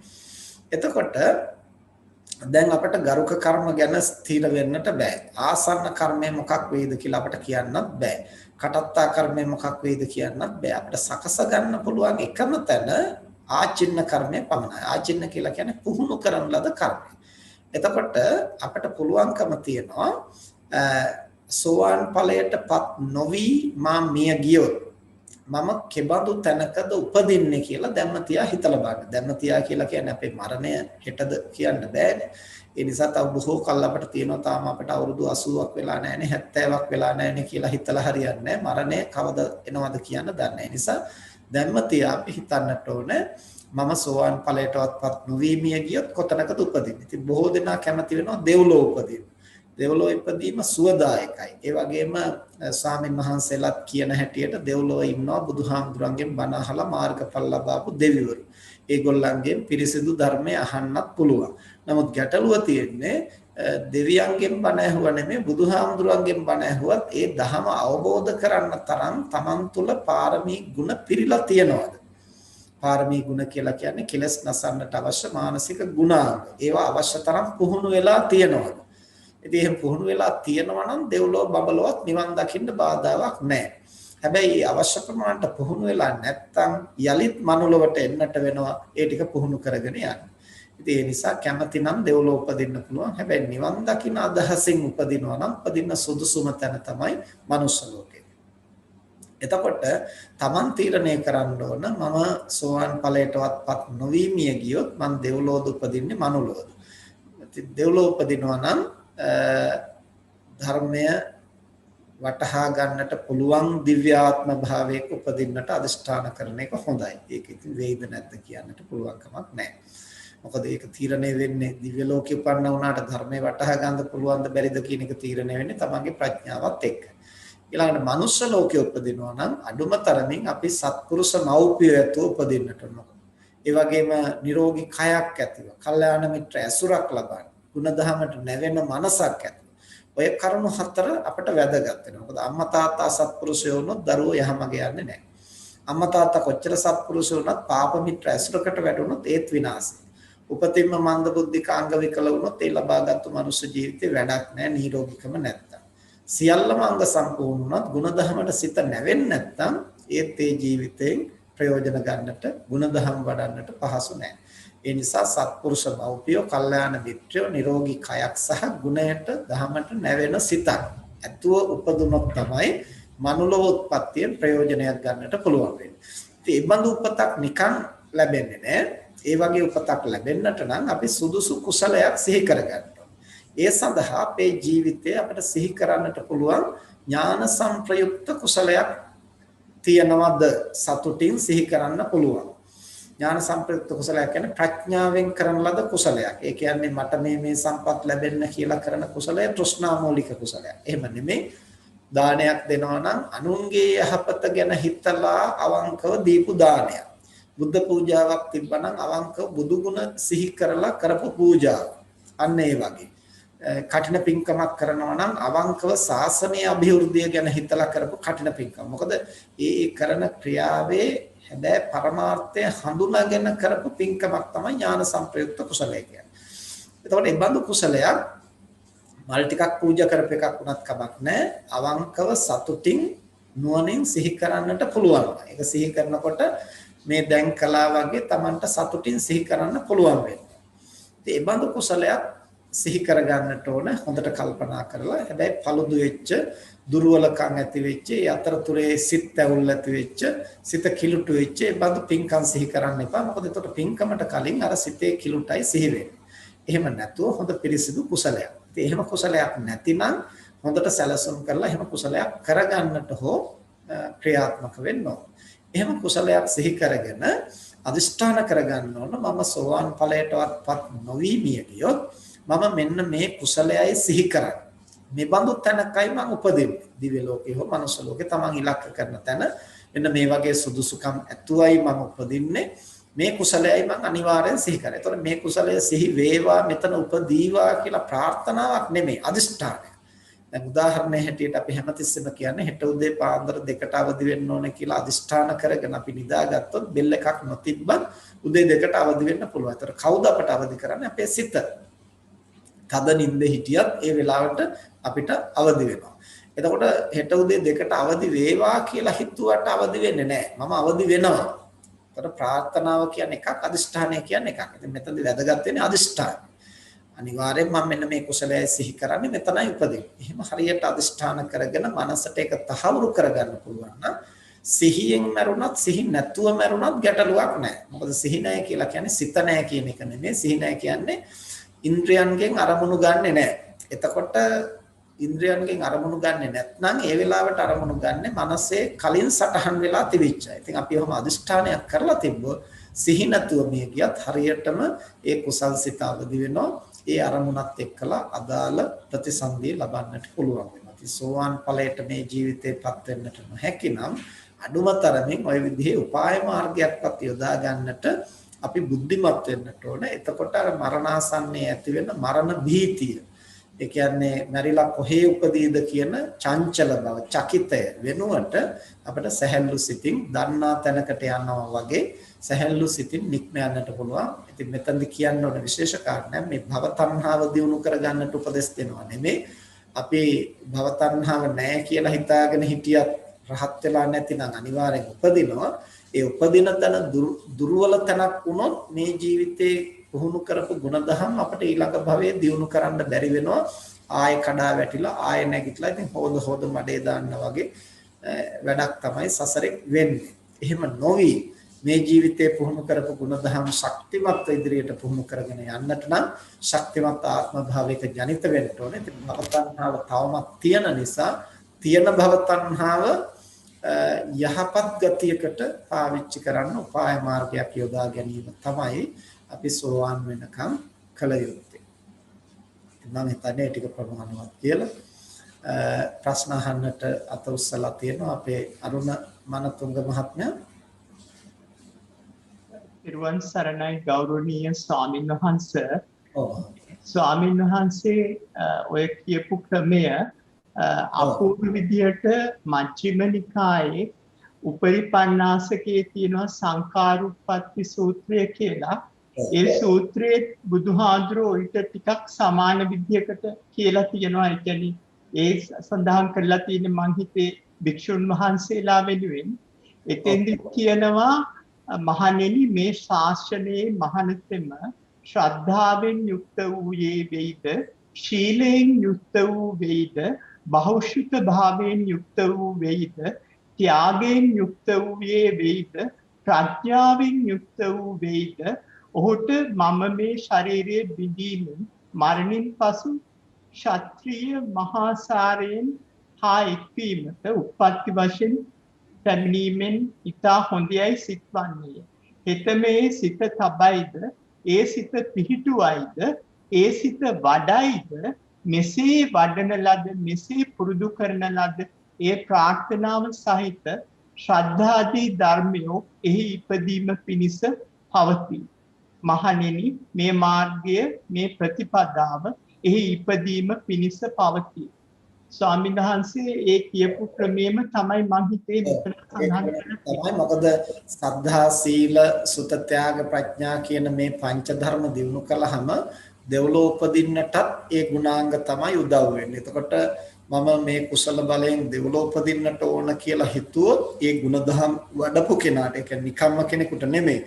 දේවතානුස්සතිය කියලත් අපිට වඩන්නේ ඒ දෙවියන් සතුව ඒ ගුණාංග කොච්චර තියනවද, තමන් සතුව ඒ ගුණාංග කොච්චර තියනවද කියලා සංසන්දනාත්මකව පරීක්ෂා කරලා බැලීමක්නේ. එතකොට ඒ බඳු ගුණ තමන් සතුව තියනවා නම් මම මේ කුසල බලයෙන් දෙව්ලොව උපදින්නට ඕන කියලා හිතුවොත් දෙව්ලොව උපදින්නට පුළුවන්. මනුලොව ශාස්ත්‍රීය කුලේ, බ්‍රාහ්මණ කුලේ, ඉතින් ඒ කාලේ තිබිච්ච හැටියට ඒ කුල වශයෙන් දක්වලා තියෙන්නේ. එහෙම උපදින්නට ඕන කියලා හිතුවොත් එහෙම උපදින්නට පුළුවන්. ඉතින් මෑත ඉතිහාසයේ අපි දකින සාක්ෂිය තමයි දුටුගැමුණු රජුරෝ කියන්නේ ඉස්සලාත්මේ ස්වාමින් වහන්සේ නම. ඒතර විහාර මහා දේවිය ගිහිල්ලා ආරාධනා කරනවා මගේ දරුවෙක් හැටියට ඔබ වහන්සේ උපදින්න, මේ රට, මේ ශාසනය ආරක්ෂා කරගන්න ඔබ වහන්සේ පැවිද්දෙක් හැටියට ඔබ වහන්සේ ඒ කාර්ය යම් ප්‍රමාණයකට ඉටු කළා. නමුත් රාජ්‍යත්වයටපත් වුණොත් තමයි මේ ප්‍රශ්නේ निराකරණය කරන්න පුළුවන් වෙන්නේ. ඒ නිසා ඔබ වහන්සේ මගේ කුස උපදින්න. ඒ කියන්නේ උන්වහන්සේගෙන් අහනවා, උන්වහන්සේ රෝගී තත්ත්වයෙන් ඉන්නකොට, මරණාසන්නව ඉන්නකොට ඔබ වහන්සේ අපවත් වෙලා කොහෙද උපදින්න කැමති? උන්වහන්සේ කියනවා මම දෙව්ලොවයි උපදින්න කැමති. එතෙන්දී විහාර මහදේවිය නැවත නැවත දෙව්ලොව ගමනේ තියෙන නිෂ්ඵල බවත් මනුලොවට පැමිණීමේ තියෙන වටිනාකමත් පැහැදිලි කරලා ඒ හාමුදුරන්ට ආරාධනා කළාම හාමුදුරුවෝ අර දෙව්ලොව යන්න හිතාපු සිතුවිල්ල වෙනස් කරලා මනුලොව විහාර මහදේවියගේ කුස උපදිනවයි කියලා තීරණය කරනවා. ඒ තීරණය කරගත්තට පස්සේ විහාර මහදේවිය වැඳලා පිටත් වෙනවා.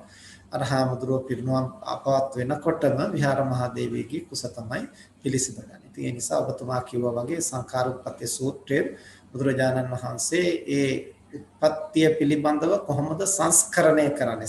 සංඛාර කියලා කියන්නේ හේතු ප්‍රත්‍යයෙන් දේවල් හටගන්න ස්වභාවයනේ. එතකොට ඒ උත්පත්තිය සඳහා සංඛාර ගොඩනැගෙන්නේ කොහොමද? ඒ සංඛාර හසුරුවන්නේ කොහොමද කියන කාරණේ තමයි එතනදිත් පැහැදිලි කරන්නේ. ඉතින් මේ ජීවිතේ නිවන් අවබෝධ කරලා භව ගමන නිමා කරගන්න බැරි වුණු කෙනෙකුට භවය පතන්නට කියන එක නෙමෙයි, ඒ හේතු සකසගෙන ශක්තිමත් ගතියක ඉපදුනොත් අඛණ්ඩව මේ පාරමිතා ධර්ම පුහුණු කිරීමට පහසුවක් ඇති වෙනවා. ඒ අර්ථයෙන් ඉදිරි භව ගමන සකසා ගැනීම බුද්ධිමත් ක්‍රියාවක්. නිර්වාණ සරණයි ස්වාමීනි. ඒක ගොඩක් වටිනවා. ඊළඟට මංගල සිරිවර්ධන මහත්මයාත් ප්‍රශ්නයක් අහන්න ඉන්නවා. තෙරසනයි ස්වාමීන් වහන්සේ. ස්වාමීන් වහන්සේ මේ ඉස්සෙල්ලා දේශනා කරපු විදිහට ස්වාමීන් වහන්සේ අර මට තේරුනේ ස්වාමීන් වහන්සේ කියන්නේ කෙනෙක් සිහි නැති වෙන මොහොතේ ඉඳලා ඒ මරණ අවස්ථාව වෙනකන් අරමුණු ගන්න නැති එහෙම අදහසක් ඒක එහෙම කිව්වත් හරිද ස්වාමීන් වහන්සේ? අපහු කියන්නේ ටික ඒ කියන්නේ ස්වාමීන් වහන්සේ කෙනෙක් සිහි නැති උදාහරණයක් ඇරෙට කිව්ව ස්වාමීන් වහන්සේ දැන් අපි කොරෝනා වගේ තත්ත්වයකට ගිහිල්ලා ගොඩක් අසාධ්‍ය වෙනකොට කෙනෙක් සිහි නැති කරනවා මේ වෛද්‍ය ක්‍රම අනුව. එතකොට එයා ICU එකට දානකොට මේ ශ්වසනයට අවශ්‍ය උපකරණ දාලා නීල් සරමයක් ගහලා එයා සිහි නැති කරලා ඊට පස්සේ මැරෙන්නේ තා දවස් 2-3කින් නම් ඒ සිහි නැති කරන අවස්ථාවයි ඒ මරණයට පත් වෙන අවස්ථාවයි අතරේදී අර කරන නීල්ස් වලින් ඇනලා තව දේවල් වලින් කරන ඒව මත ඇති වෙන වේදනා හින්දා අරමුණේ වෙනස් වීමක් ඇති වෙනවා ස්වාමීන් වහන්සේ. ඒ අරමුණු කිසිවක් ගන්න සිහි නැති කරනවා කියලා කියන්නෙම ඉබේ සිහි නැතිවීම හෝ උපායශීලීව සිහි නැති කිරීමේදී වෙන්නේ මේ ඇස කන නාසය දිව කය කියන මේ පංචේන්ද්‍රයන්ගෙන් අරමුණු ගන්නෙ නැහැ. ඒ අරමුණු ගැනීම සිද්ධ වෙන්නේ ස්නායු පද්ධතිය සහ මොළය සක්‍රිය වුණොත් විතරයි. මොකද සිත මේ කයත් එක්කලා බද්ධ වෙන ප්‍රධාන ස්ථානය තමයි මොළය. එතකොට මොළය මරුණොත් මොළය නිෂ්ක්‍රීය වුණොත් සහ මොළයට ස්නායු හරහා මේ සංවේදන නොදැනී ගියොත් සිතට පුළුවන් කමක් නැහැ ඒවා ග්‍රහණය කරන්න. එතකොට සිත දියුණු කළ සිතකට පුළුවන්. එතන තියෙන කෙලින්ම මනෝවිඥාණය ප්‍රබල කළොත් මනස දියුණු කළොත් මනසින්ම ස්පර්ශයන් ගන්න පුළුවන්. ඒක වෙනම කාරණයක්. හැබැයි ස්වභාවිකව මේ පංචේන්ද්‍රයන්ගෙන් ස්පර්ශයන් හටගන්නේ ස්නායු පද්ධතිය සහ මොළය සක්‍රිය මට්ටමේ තිබුණොත් විතරයි. ඒකට ස්වභාවික සිහි නැතිවීමකදී සිද්ධ වෙන්නේ ඒවා දුර්වල වීම. එක්ක මොළය දුර්වල වීම නැත්නම් ස්නායු පද්ධතිය දුර්වල වීම. උපායශීලී සිහි නැති කිරීමකදී කියන්නේ වෛද්‍යවරු විසින් සිහි නැති කිරීමකදී කරන්නේ ඒ ස්නායු පද්ධතියෙන් සංඥා ගෙනියන මාර්ගය తాවකාලිකව අවහිර කිරීම. එතකොට ওই ක්‍රම දෙකේදීම පංචේන්ද්‍රයන්ගෙන් අරමුණු ගන්නෙ නැහැ. එතකොට සිතට බාහිර අරමුණු ගන්න විදිහක් නැහැ. ඊට පස්සේ සිත විසින් සිත නඩත්තු වෙන්න නම් අරමුණක් ගන්නට ඕනනේ. ඒ කියන්නේ හටගත්තු සිත ක්ෂණයෙන් අභාවයට යනවා. අලුත් සිතක් හට ගන්නට නම් අලුතෙන් අරමුණක් ගන්න ඕන. එතකොට ඒ අරමුණු ගන්න පංචේන්ද්‍රයන් සක්‍රිය නැති වෙනකොට එතනින් එහාට මනෝවිඤ්ඤාණයෙහි කලින් සටහන් වෙලා තියෙන. ඒ කියන්නේ මනෝද්වාරේ මනසේ ඊට කලින් අරගෙන උපාදාන කරගෙන තියෙන අරමුණු තමයි එතනින් එහාට දිගටම ගන්නෙ. එතකොට දැන් අපි නිින්දෙදී ඔය සිහින දකින්නවා කියලා බහුලව සිද්ධ වෙන්නේ ඔය කාරණේම තමයි. එතකොට මේ තවත් ක්‍රම වලට සිහින දකින්නට පුළුවන්. ප්‍රධාන වශයෙන් සිද්ධ වෙන්නේ කලින් ගත්තු අරමුණු නැවත සිහි වෙන එක. එතකොට මරණාසන්න මොහොතේ ඒ මනසේ සටහන් කරලා තිබුණොත් අරමුණු ඒවා මතුවෙන්න තියෙන ඉඩකඩ වැඩි. ඊට අමතරව මරණාසන්න අවස්ථාවේ තවත් දේවල් සිද්ධ වෙන්නට පුළුවන්. ඒ තමයි අර මනෝ විඥාණයට සමහර වෙලාවට සමහර දිව්‍යාත්ම ඒ තනත්තාට දෙව්ලොවට ඇරයුම් කරන්නට කැමති නම් ඒ දෙවිවරු ඇවිදින් පෙනී හිටින ආකාරයේ එතනත්තාගේ මනෝවිඤ්ඤාණයට අරමුණු වෙන්න පුළුවන්. එතකොට ඇසින් නෙමෙයි ඒක ගන්නෙ මනෝවිඤ්ඤාණයෙන් ඒ අරමුණ ග්‍රහණය කරන්නට පුළුවන්. සමහර වෙලාවට ප්‍රේතාත්ම වගේ දුර්වලාත්ම වුණත් එහෙම ලං වෙන්න පුළුවන්. ඒ නිසා තමයි මරණාසන්න අවස්ථාවේ පිරිත් ටිකක් සජ්ජායනා කිරීම වැනි දේවල් සුදුසුයි කියලා කියන්නේ. එතකොට අර දුර්වලාත්ම වලට ලං වෙන්නට බෑ. යහපත් දිව්‍ය බ්‍රහ්ම ආත්ම තමයි එතකොට සමීප වෙන්නේ. ඒක එතනටට සුගතියට යන්න ලොකු හේතුවක් වෙනවා. ඉතින් ඒ සියල්ලටම වඩා ඉතින් ඒවා බාහිර කාරණා. ඒවා අපට විනිශ්චය කරන්නට බෑ. අපට තමන් පිළිබඳව තමන්ට නිශ්චයකට එන්නට පුළුවන් එකම සාධකයේ තමයි අර විදිහට ආචීර්ණක කර්ම වශයෙන් හොඳ කුසල් සිද්ධ කරලා යම් අදිෂ්ඨානයක් මනසේ සනිටුහන් කරලා තියාගන්න එක. එතකොට ඉන්ද්‍රිය අක්‍රියතාවයකට ලක් වුණත් අපට අවඩක් නොවි සුගතියක උපදින්න හේතුවක් වෙනවා. පැහැදිලි වුණාද ඔබතුමාට ඒක? බොහොම පිං සම්මානංශ මට ඒකම හිතුනේ. ඒතකොට සම්මානංශ ඒතකොට අපි අහලා තියෙනවා රාජාංශාම හාමුදුරුවෝ අවසාන කාලේදී සිහි නැති වෙලා හිටියා. ඒතකොට සම්මානංශේ දේශනා කරපු විදිහට සම්මානංශයේ තිබුණු ජනරලි තිබුණු චිත්ත මට්ටම තමයි සම්මානංශේ අපවත් වෙනකොටත් ඇති වෙලා තියෙන්නේ නැත්තේ නේ සම්මානංශ එහෙම. ඔව් උන්වහන්සේ ඉතින් මනස පුහුණු කරපු කෙනෙක් නේ. ඉතින් යම් මාර්ගඵලයක් ලැබලා තිබුණා නම් කොහොමවත් දුගතියකටපත් වෙන්නේ නැහැ. මාර්ගඵලයක් නොලබා තිබුණා නම් ඒ වැඩි ගුණවලට අනුව දෙව්ලෝක මනුලෝ උපදින්නට බාධාවක් නැහැ. තේරුණා සම්මානංශ. හේමංග පුතා හාමුදුරනේ මට තියෙන ප්‍රශ්නේ තමයි දැන් හාමුදුරුවෝ කිව්වේ දැන් මේ කොහොමද මම කියන්නේ හාමුදුරුවෝ කිව්වේ දැන් මේ දැන් කොහොම තත්ත්වයට එහෙම පත් වෙනවා දැන් මේ බාහිර ඉන්ද්‍රයන්ගෙන් සංඥා ගන්න නැතිකොට දැන් මට තියෙන ප්‍රශ්නේ තමයි හාමුදුරුවෝ සිග්මන්ඩ් ෆ්‍රොයිඩ් දන්නවද? ඔව් මනෝ විශ්ලේෂණ න්‍යාය සිග්මන්ඩ් ෆ්‍රොයිඩ්ගේ ඒකේ අර සිග්මන්ඩ් ෆ්‍රොයිඩ් කියන්නේ යටිසිත උඩුසිත මැදසිත ඒවා වලින් සංඥා ගන්නද හාමුදුරුවෝ මට තියෙන ප්‍රශ්නේ ඒක. ඒ වලින් සංඥා ගන්න නැද්ද මේ කොම තත්ත්වයේ ඉන්නකොට අඩසියේ ඉන්නකොට? එහෙමයි. දැන් බුදුදහමේ යටිසිත උඩුසිත කියලා කතාවක් නැහැ.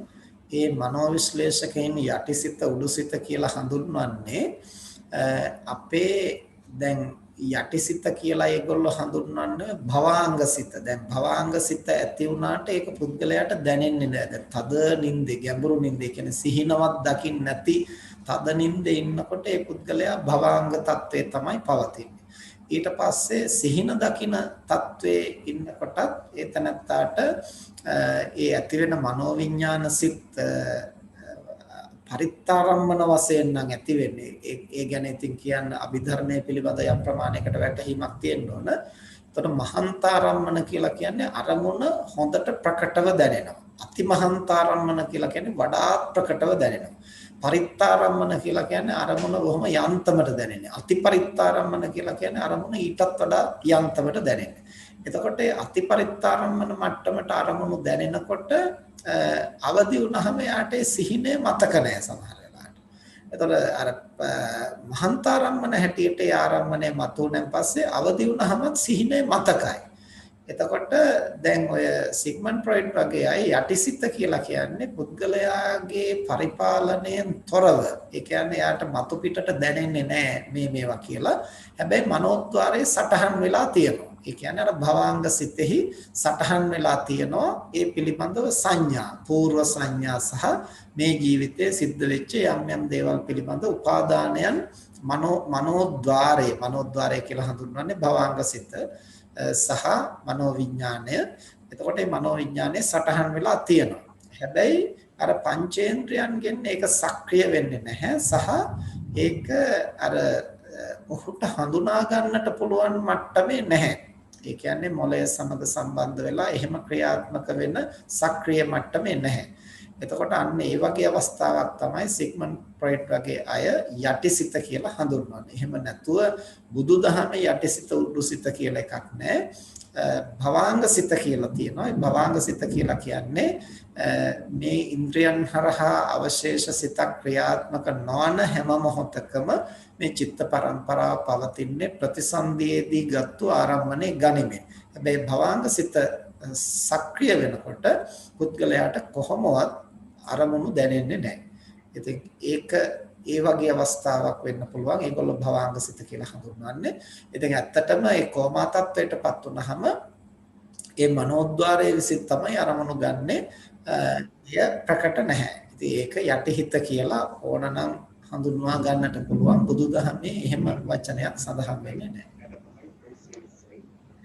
හොඳට තව දෙයක් තියෙනවා මේ දැන් ඒකත් සිග්මන්ඩ් ෆ්‍රොයිඩ්ගේ මනෝ විශ්ලේෂණ න්‍යායට අනුව තමයි ඒකත් මං කියන්නේ. සිග්මන්ඩ් ෆ්‍රොයිඩ් එක ලිපියක ලියනවා මේ සයිකොලොජිකල් මාකර්ස් කියලා මනෝවිද්‍යාත්මක සලකුණු. ඒවා වලින් හම්බෙන ඒ කියන්නේ අපිට සමහර වෙලාවට සිතට අරමුණු එනවා කියලා ඒ වගේ දේවල් වලින්. ඒ කියන්නේ හිතන්න මේ මම දකිනවා මිනිහෙක් මැරෙනවා. එතකොට මට ඒක මනෝවිද්‍යාත්මක සලකුණක් හැටියට මගේ හිතට කාවදිනවා. ඒතර ඒ වගේ දේවල් වලින් අරමුණු වෙනවනම් සමහරවිට මට ඒක පැහැදිලි කරලා දෙන්න පුළුවන් නම් ඒක කොහොමද දුරු කරන්නේ ඔක්කොම ටික? දැන් ඒව තමයි බුදුහාමුදුරෝ දේශනා කරන්නේ කර්ම නිමිති ගති නිමිති කියන ක්‍රම තුනට තමයි. දැන් ඔය අපි කියවනේ ගරුක කර්ම ආසන්න කර්ම ආචින්න කර්ම කටත්තා කර්ම කියලා කර්ම මතුවෙන අනුපිළිවෙල. එතකොට ඒ කර්ම මතුවෙන ක්‍රම තුනක් තියෙනවා. ඒ ක්‍රම තුන තමයි කර්ම නිමිති ගති නිමිති කියන ක්‍රම තුනට. කර්ම කියලා කියන්නේ කුසල අකුසල කර්මයන් ඒ සිද්ධ කරන අවස්ථාවේ යම් කිසි සිතක් ඇති වුණාද ඒ සිත එහෙමම අවසාන මොහොතේ අවදි වෙනවා. ඒ කියන්නේ අපි සතෙක් මැරුවා නම් ඒ ප්‍රාණඝාත චේතනාව එහෙමම අවදි වෙනවා. ඒක තමයි කර්ම කියන්නේ. අපි දානයක් දුන්නා නම් ඒ දාන චේතනාව එහෙමම අවදි වෙනවා. ඒක තමයි කර්ම කියන්නේ. එතකොට කර්ම නිමිති කියන්නේ ඒ දාන චේතනාවත් ප්‍රාණඝාත චේතනාවත් මතුවෙන්නේ ඒකට අදාළ වෙච්ච යම් සටහන්. අපි සතෙක් මැරුවා නම් ඒ මරපු සතාගේ මල කඳ ඌ මරණාසන්න අවස්ථාවේ වේදනාවෙන් දඟලන හැටි, ඒ මරන්න ගත්තු ආයුධ ඌ මරලා ලේ ගලන හැටි, ඒ වගේ ඒකට අදාළ සටහන් අපට මනසට පෙනෙන්න ගන්නවා, හරියට සිහින පෙනෙනවා වගේ. ඊළඟට දානයක් දුන්නා නම් ඒ වැඩිය ස්වාමින් වහන්සේලා ධාතු කරඬුව වඩමෝන හැටි ස්වාමින් වහන්සේලාගේ පාදෝවණය කරනවා, දානෙ බෙදනවා, පිරිකර පූජා කරනවා. ඒ වගේ සටහන් අපට හරියට සිහින පෙනෙනා වගේ පෙනෙනවා. ඒක තමයි කර්ම නිමිති කියන්නේ. ගති නිමිති කියලා කියන්නේ ඒ ආසන්න අවස්ථාවේ මතුවෙන කර්මය එච්චර ප්‍රකට වෙන්නේ නැහැ. කර්ම නිමිති ප්‍රකට වෙන්නේ නැහැ. හැබැයි මේ මතුවෙන කර්මයට අනුව අපි ඊළඟට උපදින්නට යන්නේ කොහෙද? දෙව්ලොව උපදින්නට නම් මනස සැකසෙන්නේ ඒ දෙව්ලොව පිළිබඳ සටහන්, දිව්‍ය විමාන, දෙවි දේවතාවෝ ආදී මේ නොයෙක් දේවල් පෙනෙන්න පුළුවන්, දැනෙන්න පුළුවන්. ඊළඟට තිරිසන් ලෝකයේ උපදිනවා නම් තිරිසන් සත්තු ආදී ප්‍රකට වෙන්නට පුළුවන්. പ്രേත ලෝකයේ උපදිනවා නම් යම් പ്രേතයින් අපට අරමුණු වෙන්න පුළුවන්. නිරය උපදිනවා නම් ගිනිදෙල් තමන් දැවෙනවා වගේ, යමපල්ල ඇදගෙන යනවා වගේ, තමන්ව පිලිස්සෙනවා වගේ, ඒ වගේ සංඥා සටහන් දැනෙන්නට පුළුවන්. අන්න ඒ වගේ ගති නිමිති පහළ වෙන්නට පුළුවන්. එතකොට අර වගේ යම් සිද්ධියක් තමන්ගේ මනසේ උපාදාන වෙලා තියෙනවා නම් එක්කෝ ඒක තමන් සම්බන්ධ වෙච්ච කර්මයක් නම් කර්ම වශයෙන් කෙලින්නේ මනෝභාවයේ මතුවෙන්නට පුළුවන්. ඒ බීතිය, ඒ තැතිගැන්ම, ඒ ඝාතන චේතනාව, ඒ වෛරය, ඒ ද්වේෂය මතුවලා එන්න පුළුවන්. ඒක තමන් සම්බන්ධ සිද්ධියක් නොවේ නම් අපිට අර අරමුණ සිහි වෙන්නට පුළුවන්. අරමුණ සිහි වෙලා ඒ අරමුණත් එක්කලා මතුවෙච්ච මනෝභාවය මතුවෙන්න පුළුවන්. එහෙම නැත්නම් ඒක ඉබඳු ප්‍රබල කර්මයක් නොවේ නම් ඒක ප්‍රතිසන්දියකට හේතු නොවි යටපත් වෙන්න පුළුවන්. ඉතින් සමහර වෙලාවට Taman දැක්කනම් තව කෙනෙක්ව ඝාතනය කරනවා, ඒක කම්පනයක් හැටියට මනසේ සටහන් වුණොත් ඒක මරණාසන්න මොහොතේ සිහිපත් වෙන්න පුළුවන්. මොකද අර මනසේ කම්පනයක් ඇති කරන්න ඒක සමත් වෙච්ච නිසා. ඉතින් ඒකත් දුර්වල මනෝභාවයක්. ඒකත් අකුසල මනෝභාවයක් හැටියට තමයි හඳුනා ගන්න වෙන්නේ. ඉතින් ඒ බඳු දේ අපි බුද්ධිමත්ව තේරුම් අරගෙන ඒවා උපාදාන කර ගැනීමේ තියෙන නිස්සාරත්වය තේරුම් අරගෙන ඒක මනසින් බැහැර කරගන්න ඕනේ. ඒකේ තරම් ප්‍රබල දෙයක් නෙමෙයි. ඒ වෙලාවේ දැක්කා. ඉතින් ඒකට මම සම්බන්ධ සිද්ධියකුත් නෙමෙයි. මේ මිනිස්සු කර්මානුරූපව මරණයටපත් වුණා. ඉතින් ඒකට මට කරන්න දෙයක් නැහැ. ඒකට මම කලබල වුණයි කියලා මම වික්ෂිප්ත වුණයි කියලා ඒ දේ නොවී තියෙන්නේ නැහැ. ඒක එක්කෙනාගේ නාම කර්ම ශක්තිය. එහෙම හිතලා ධර්මානුකූලව හිතලා එතනින් මනස නිදහස් කරගන්න ඕන. ඒ වගේම අර විදිහට තමන්ගේ මනසට ප්‍රබල කුසල් අරමුණක් සිහි කරගන්න පුහුණු කරගන්න. ඉතින් ඔය උපාය දෙකෙන් තමයි අපිට ඒ වගේව වෙනස් කරගන්න තියෙන්නේ.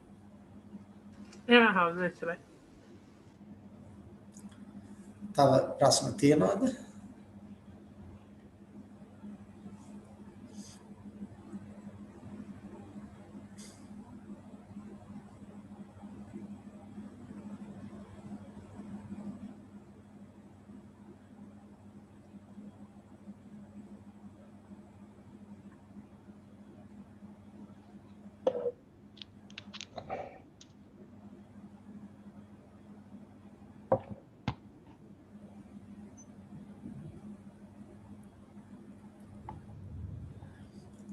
මේ මරණය සම්බන්ධවම ප්‍රශ්න නැතිනම් අනිත් Tamanට ජීවිතයේ අවශ්‍ය ධර්ම කාරණයක් විමසන්න. ඔව් ත්‍යාගිදුව. සායනාත් අවසරයි. මගේ ප්‍රශ්නේ ගිය සතියේ ඔබ වහන්සේ සාකච්ඡා කළ මාතෘකාවට අදාළව මරණය සම්බන්ධ ප්‍රශ්නයක් නැති නිසා මම අහන්නේ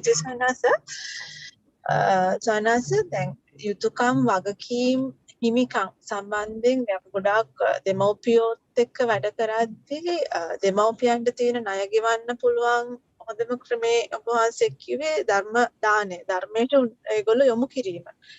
එතකොට ශ්‍රද්ධාවෙන් හීන දෙමව්පියෝ හිටියොත් ඒගොල්ලෝ ධර්ම මාර්ගයට යොමු කරන්න යෑමෙන් ස්වාමීන් වහන්සේ කොච්චර ප්‍රයෝග අපි යොදෙව්වත් එතන ඝට්ටනයක් වෙන්න පුළුවන්. ඒගොල්ලන්ගේ හිත රිදවීමක් වෙන්න පුළුවන්. ඉතින් ඒ වගේ අවස්ථාවකදී කොහොමද ගැටීමක් නැතුව එහෙම දෙමව්පියන්ව අපි ධර්ම මාර්ගයට යොමු කරන්න කියන එක මගේ පළවෙනි ප්‍රශ්නය. අනිත් ප්‍රශ්නේ තමයි එහෙම මේ වගේ ගැටීමකදී ඒ ඇති වෙන හිත රිදවීම දැන් මම සමහරක් වෙලාවට තව හොඳ ධර්ම මාර්ගයේ යන දෙමව්පියෝ උදාහරණයට අරගෙන කතා කරනකොට මගේ අම්මිට හිත රිදෙන්න පුළුවන්. එතකොට ඒ වගේ අවස්ථාවකදී මට අකුසල කර්මයක් ඇති වෙනවද? අකුසල කර්මයක් ඇති වුණොත් දැන් මගේ චේතනාව පිරිසුදුයි. ඒ කියන්නේ මගේ චේතනාව තියෙන මගේ මෑණියන් කොහොම හරි මේ ධර්ම මාර්ගයට ගන්න ඕනේ කියන එක. නමුත් මටත් ඒක ආපස්සට සිදුවීම ගිහිල්ලා බැලුවොත් සූක්ෂමව පටිගයකුත් මන්ත්‍ර ක්‍රියාත්මක වෙලා තියෙනවා ස්වාමීන් වහන්සේ. එතනදී අකුසල කර්මයක් සිද්ධ වෙනවද? අකුසල සිද්ධ වෙනවන සනස ප්‍රතිවිරුද්ධ කුසල කර්ම මොකද්ද මම කරන්න ඕන ඉදිරියට මේ සංසාරේ ඒ හේතුන් සකස ගන්න. එහෙම දෙයක් නොවෙන්න. එතනදී යම් කිසි අකුසලයක් සිද්ධ වෙනවා. ඒ අකුසල කර්මය සිද්ධ වෙන ක්‍රම දෙකක් තියෙනවා. එකක් තමයි දැන් අර කිව්වනේ එහෙම ඒ වෙලාවේදී දැන් නැවත උත්සාහ කරනකොට අපේ මනසේ ගැටීමක් ඇති වෙනවානේ. ඒ ගැටීම ඇති වෙනකොට ඊට පස්සේ එතනින් එහා අපි ද්වේෂ සහගත සිතින් තමයි උත්සාහ කරන්නේ. දැන් අපි උදාහරණයක් ඇටියට ගත්තොත් ගැරන්ඩියේ ගෙම්බෙක් අල්ලගෙන ඉන්නවා නම් අපි මුලින්ම ඒ ගෙම්බා නිදහස් කරන්න උත්සාහ කරනවා. ඊට පස්සේ ගැරන්ඩිය අතාරින්නෙම නැතිනම් ඊට පස්සේ අපි වැලි ගහනවා, ලාම්පු තෙල් ගහනවා, පොල්ලක් අරන් තද කරනවා. එතනින් එහාට අපිට ගෙම්බා නිදහස් කිරීමට වඩා ගැරන්ඩියත් එක්කලා නොමනාපයක් හටගන්නවා. එතනින් එහාට තනිකරම අපි අකුසල් තමයි කරගන්නේ.